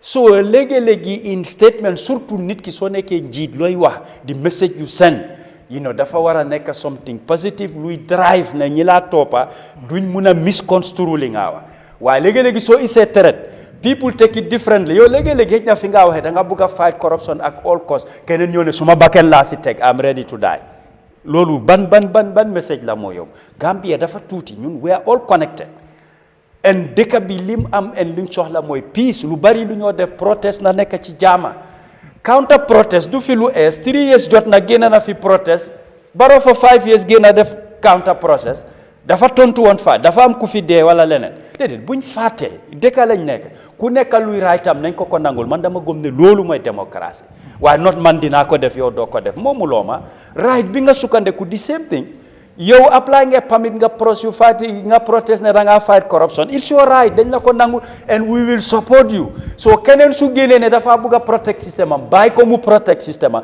let the people decide waaye nekku ne through violent means loolu moo war a determine kan mooy jiite dëkk bi oo ku ko yóbbu no it doesn't work that way and waruñ ko advocate waruñ ko encourage wala ñu entertain ko parce que fii lu fi crash ñun ñëpp la moo affect so why should we sacrifice that because of few net xëy na da nga bëgg a regime change or another ulterior man I am not part of it duma ko support I will advocate for peace Gambia mu am jàmm is a priority waaye su nekkee ku nekk li fi nekk da nga ko fi bëgg a génne it's a right nga fight ko but make it plain ne da ngaa xeex regime change man su ma la bëggee support si I will support you on that waaye tey doo ma mën a lii ëllëg nga nekk léeg-léeg gannaaw ëllëg you jump to something else you are confusing people man mënuma understand exactly what the fight is about corruption yes and what so si bëggee wax ne nguur bi da nga bëgg a use certain means pour génne ko then loolu is different from yow li nga taraay pour xeex every movement wax naa ko gis nañ fi movement yoo xam ne li leen tax a jóg mooy nguur bi dafaa dem like Y'en a marre in Sénégal lan lañ doon xeex they were fighting against a system so su fekkee système ngay xeex make it plain ne système bi nanguma ko daf fi war a jóg and ki laa support daf laa support on that but fighting corruption does not mean ne da nga war a use every means pour nga génne a system man I am getting confused so lii laa bëggoon na laa bëgg yes Yankuba I definitely subscribe and associate myself to kii lu mu wax because lu xew mooy in fact first I will state I'm not in support of the counter-protest the name counter is in fact showing there was something that you want to counter if they want to protest let them just come and protest on wow the idea man fu may waxee mooy Gala ba léegi Gala should have messaging is very important for example Gala ñu ngi attaque Batambedu lu tax ma wax ko because gis naa Gala people ñu ko attaque te story bu tax Gala génna ndax impliqué na Batambedu ba ñii li ñoo wax noonu because suñ ko personalize rek because the issue is the system Gala Gala as he said mu ne système bi la ñoo challenge mooy corruption to ensure that we have institutions strong te government bi lu génne rek audit report si ñu taxaw si ñu gis ne xaalis Gambia fu mu dugga rek génne ko that's a good cause waaw that's a very good cause man and any person Gambia boo xamante ne bëgg nga koy support da ngay support loolu ku bëgg a support tamit you be on the other side waaye idea baroo fii 3 years jot na amoon na gis na ne 5 years gis na ko fi so bu ngeen nekka nii loo xamante ne it's like mu ngeen nekka habit kii su protester rek kii du protest kii di génne protest so man loolu it does not make sense sooy protest rek protest waaye bu mu nekk counter na nekk sa own cause waaw that's very important so last issue bu may wax about this issue ba léegi si Gala because Gala I find it very interesting to talk about because when I get lu am solo mooy jamono bii nii na ngay have due process Gala in fact bu ñu jëlee step pour register sax it's showing you that they want to follow due process because you have to be a person a juristic person because human being physical la benn juristic person la moo tax ngay register bu ñu demee jël step pour register it's showing you dañu bëgg a jël due process dafa dictate ne you allow processes to go for example seen pétition yi wax ne président Barrow AKI bi na si jël step ak yooyu 90 days xam nga ne président Barrow amul doole boobu noonu unless they are not informed or rightly informed about it because the constitution dafa wax ne judicial powers are vested in the courts Barrow amul doole dem si court bi di wax président bi génne case bi nii because case boobu sax du Barrow moo ko fay du nguur moo ko fay it's the family that filed there was reconciliation done lu ñuy wax out of court settlement ADR fail na so Gala they should very interested in the types of messages bu ñoo joxe ak ñoom Galas nañ jël seen time bu baax lu ñoo wax di wax ne after 90 days either Barrow goes and Gala stay or Barrow go one of them loolu kàddu boo xam ne is very threatening te gis naa Gala génne press release about Aliou bii tamit da ngeen ko war a bàyyi xel bu baax interview la boo xamante ne man I reacted to it because Gala was misleading the Gambians mu ngi try defend mayor of Banjul because audit report mentioned only 5 people that is the mayor Makumba Sane and other people understand why not the issue is 25 people were taken to the police those 25 people were not mentioned Instead of the 5 people, these 25 were taken. And when they police, they cleared their names. Still, they could not come back. But the 5 people who are mentioned have not been taken to audit yet. What Gala is saying is the government that is trying to strangle BCC to, that is a cover-up. It's not true. It's far from the facts. But Gala has been following the commission. So it's very interesting to be consistent in your messaging. If you are fighting corruption, you have to be very consistent. Kala audit report is the mayor, Makuma Sane, and 3 others, not the 25 people. The 25 people are their home. Why are they at their home? Gala should ask the mayor, not try to cover up. So in that interview with Garmi, I was very stressful that someone who came in for corruption, fighting corruption, we are not consistent with their statement. Okay, good.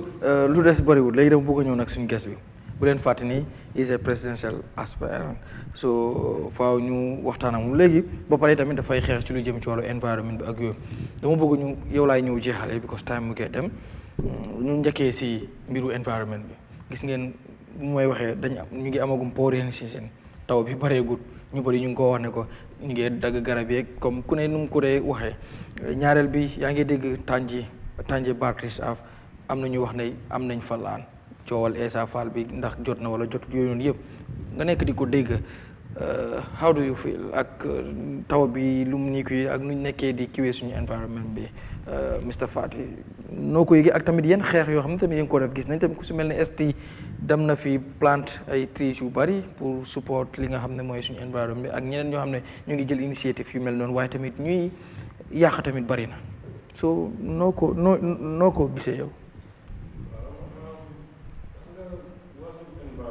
dafa nekk loo xamante ne emergency la. yeah that's the case.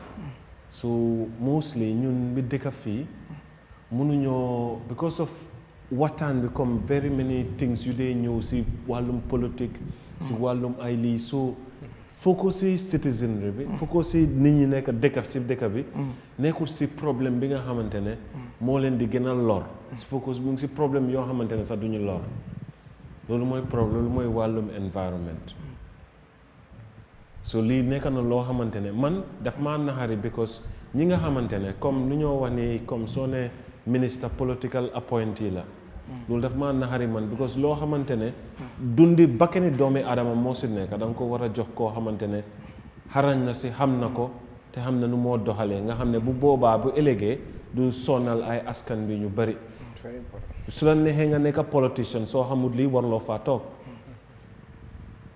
so wàllum environment depuis 50 years ago ñu fi toog ñu ngi ko waxantoo Yahya Jammeh ñëwaat na defaat wax nañ wàllum environment more than 30 years adduna bi seen boppa sax at bi nga xamante ne moom laa juddoo man si la li ñoo wax Rio Art Summit mooy adduna bi yëpp fu ñu toog maanaam pour ñu defar suñ wàllum environment bi gars yi génnee lu ñoo wax 3 Rio conventions so convention yooyu noonu Gambia bokk na si ñun signé loolu mooy dañoo toppatoo suñ forest dañoo toppatoo suñ mangrove écosystème yi dinañ sàmm suñ géej bi dinañ make sure ne defuñ loo xamante ne dina andi ay yàqu-yàqu be ñoo xamante ne ñoo replace suñ xale yu fee nekka dinañ mun a toppatool seen boppa dinañ mun a am li gaay war a am léegi dama si school bi nga la ca xale ndagaay xam nañ solom ndagaay xam nañ tol ndagaay xam nañ lu ñoo ooyee kutu fingo ndagaay xam nañ lu ñoo ooyee tamba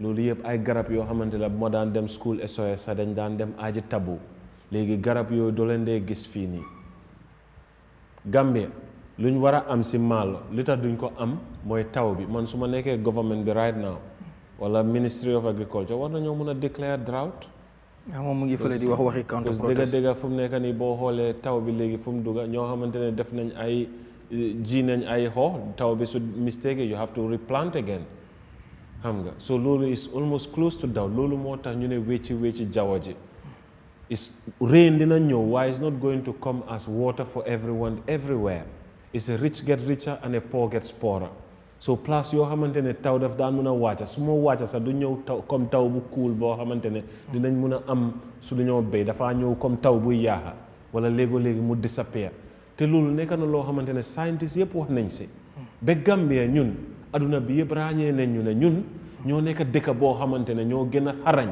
si wàllum climate change loolu yëpp suñ binday moo ko tax suñ policy si waaye ñun buñ dellu see léegi wàcca nañ si maxaama boobu noonu la na ko tax léegi ñu ne suñ forest yi nga xamante ne moo daan dimbale pour wàññi tàngoor bi léegi ñun suñ forest bi bokk na si luy yóogu tàngoor bi parce que dog nañ suñ forest yi yëpp wetlands yi ñi nga xamante ne foofu la jën yi dee dem di màggee foofu lañ seen doom yi foofu la jën yu ndaw yi dee am chance pour mun a màgg ba gaay delluwaat ñu mun a am jën yu gën a bari man bu ma nekkoon xale soo jëndee yaasa dañoo dog bonga bi ñetti piis kañ nga bugg a mus a gis fii nii si Gambia bi fii caaloo me alonkonka kuntu si ñaa saba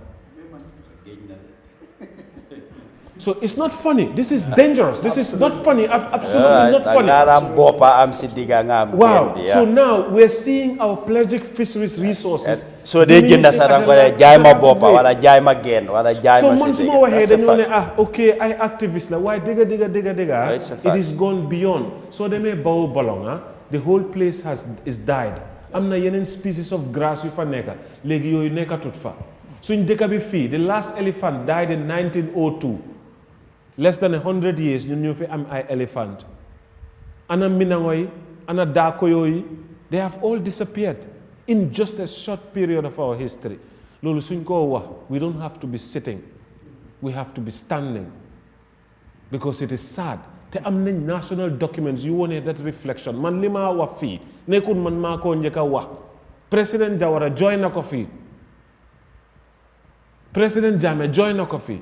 Man war naa ñëw di remind léegi ñun ñu fi nekk te ñu ngi am ay documents yu fa nekk Tanjee Bird Reserve is just one of those things. Tanjee Bird Reserve is at risk te suñ ko bàyyee nii sa ba léegi beneen investor bu ñëw ak beneen nguur su toogatee it will still be a target. It doesn't matter who's there. Monkey Park because lii moo nekk place boo xamante ne su nit ñëwee bugg a invest rek mooy the best place pour nga won ko ne fii la xam nga this is the coastline. Is one of the last remaining coastal forests. Ñun place yooyu noonu war nañoo jël ñu protect leen def leen ay botanical garden waaye fii la ñoo toog gis ñoo xamante ne ñoo amee liggéey bi pour protect ko man xam nga su nekkoon dafa am laissé Ministry of Works ñoo ñëw sa ñu ne léegi kaay leen ñu tas forest bii nii dinaa doon understand waaye léegi daf dee jógee si ñi nga xamante ne ñoom lañ santa pour gaay protect ko so loolu soo ko seetatee def ñoo merloo dinañu merloo because yow mi nga xam ne yow yaa ko war a protect yow yaa nekkuloo di def loo war a def nekkuloo di ko defend so léegi ñun fuñ toog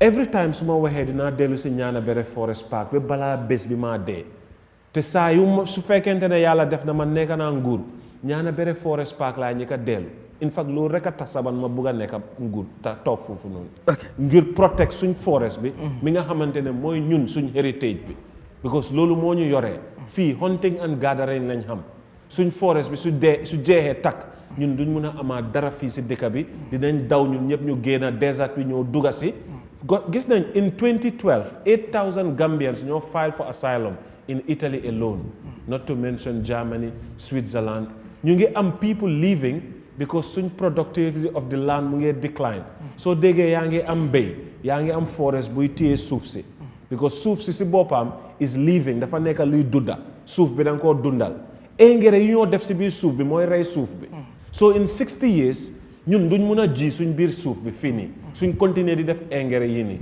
so lekka boobu noonu fan la moo jógee wàllum environment mooy yëpp everything surrounds the environment one day somebody made a quote mu ne everything that matters comes secondary to the existence of the planet so dëgga man lii moo tax sama jóg di fight corruption because gis naa ne wàllum environment bi ñi nguur bi jëlee ko lu serious loo xamante ne yow lañ oo si aduna bi yëpp ba nga eeg si kaw léegi yow nekkatuloo fa because one sa forest bi yaaxa nga ko yaa ngay jaay sa forest yi yaa ngay jaay ocean bi wetland bi nga xamante sa ñu ngi ko protect si convention of wetlands yaa ngi dem loolu tamit di ko jaay ba nit ñi di ñëw di jël wetland bi moo xamante ne mooy hydrological buffer bu tawee wetlands yi ñoo dee soak up rain boobu noonu ak lifin bu dee ñëw flash floods yooyu gis nii yëpp lan la soo demee Banjul they will take we the human beings over these 200 years we have moved more sediments and rocks than the entire Earth's natural processes ay tornado yuy ñëw ay lifin yuy ñëw ay rain yuy dem ñun ñoo dee gën a tiba dara si biir àdduna bi ñu move ko fenn so nga dem full tan bi wetlands tuur fa ciment ndox bu war a toog si biir tan bi wetlands si diggi Banjul la moo toog wala mu ñëw toog si digga bi fii te loolu emut fa. I'm coming to all this Talinding Ibo town da ngaa gis si biir wetland bi la ñoo dem ñu def karkar ñu tuur fa waste backfill ko fu ñu mun a dëkk foofu noonu.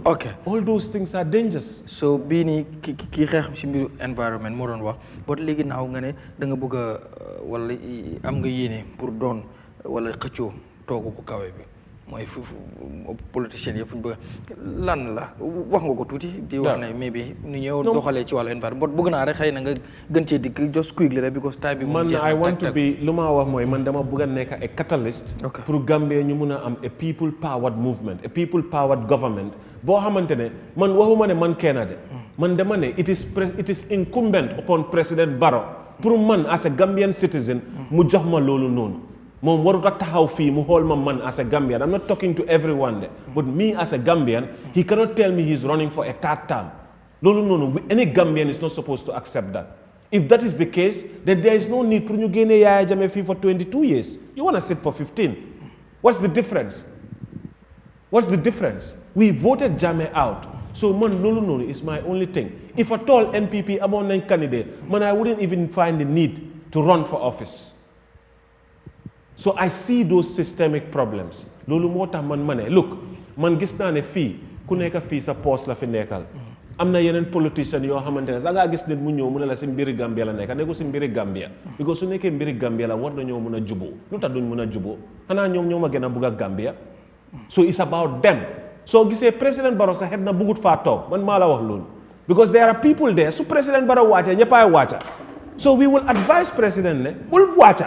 Togal. Loi bi loolu la wax because dina continue nekk minister continue chop continue travel so that will go into your head su fekkonte ne ñun ñu ngi fii si biir Gambia bi fii Solo Sandeng bu mu doon dee electoral reforms moo nekk si baanaam bi 10 years ba léegi ñun mënuñoo defara mënuñoo honor Solo Sandeng ba léegi so man that is something that loo xamante ne maa ngi koo gis ma xalaat li fi xewoon ak 2016 soo demee ñu ñëw ñu ne la gentleman's agreement bi sax du day mën a amaat mu xam ne fii nit su ñëwee sax mu waxaa kii lii dafa dem mu xam ne ok yow doo wax li nga jàppa so moo tax man ma taxaw bugg a bokk si politique not because man dama bugg a ron man kenn de dama bugg a to be instrumental as a trustee for the Gambian people pour ngeen xam ne man si lu ñu wax fii nii loolu ngeen xam ne dinañ si dee suñ ko deful man kaay leen ngeen rey ma straight up su nekkee man maa toog State House mu ne damaa def li youth si ñoo fees si dëkk bi fii yëpp su ma fa toogee defuma ko kaay leen ngeen jël ay xeer ngeen wàccee ma amut benn loi comme this thing that we say due process amut fa because soo ko xamee sa xol bi ma xam ko suma xol bi it is supposed to be the right thing to do we don't have to debate on those kinds of legality su nekkee legality la dinaa dem toog ma call lawyer ma orchestrate plan against my own people to make sure that the law favors me.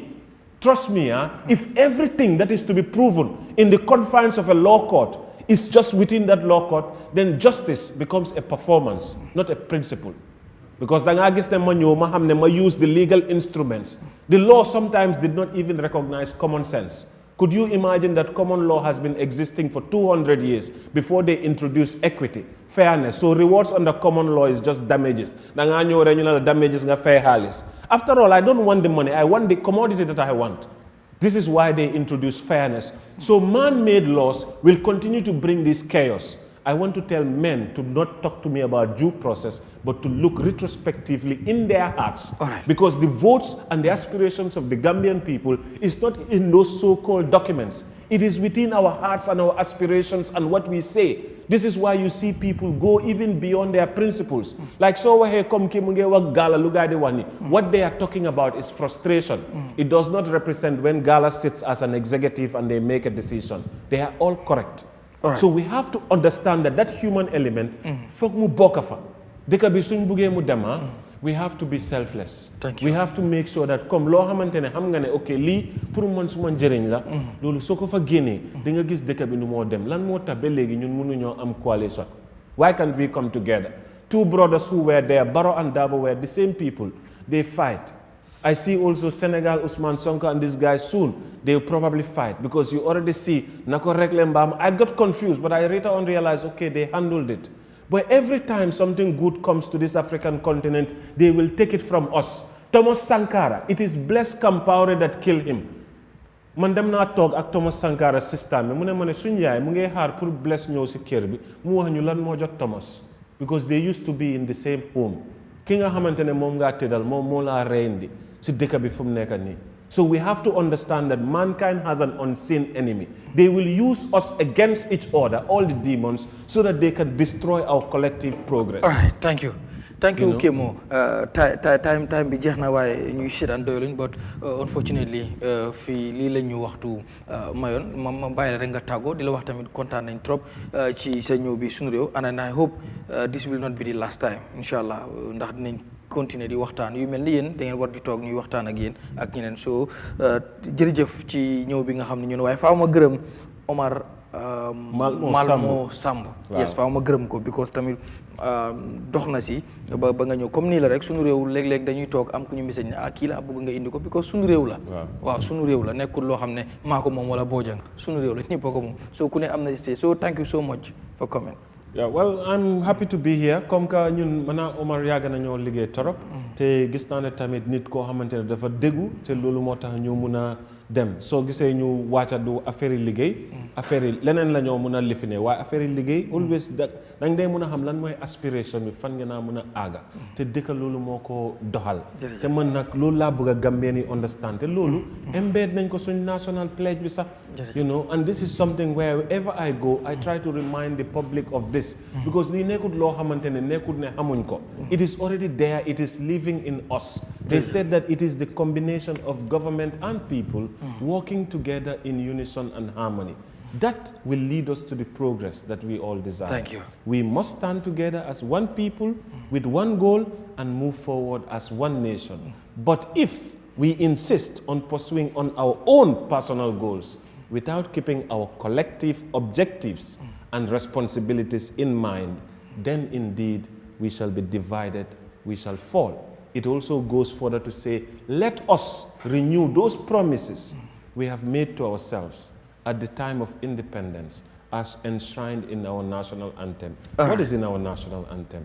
I think we all know this. Thank you. Thank you. Thank you. Thank you so much. Kemo jërëjëf Doudou Dia jërëjëf Yankuba Diallo stay balance Abdoulaye Bojang Abdoulaye Cham jërë ngeen jëf di gërëm tamit technicien yi Hadija si di ko jégalu bu baax bu Chéri Kanté Aboubacar Manga di leen gërëm bu baax di gërëm yéen ñi doon seetaan ñëpp di jégalu tamit am na ñaari topics yoo xam ne waxoon nañ leen ko waaye laaluñ ko but sometimes gis nga nu mu dee demee time bi xam nga sometimes am ñuy complain 3 hours dafa bëri 100 hours sax duñ mën a pare suñu programme bi Sunu Réew so noonu la demee waaye comme 3 hours lañ fi am nañ ko jël so maa ngi leen di gërëm bu baax a baax xam naa dig leen daje àllarba bële di ñëw bu ci yàlla ndee ba kii jërë ngeen jëf ñu fanaan jàmm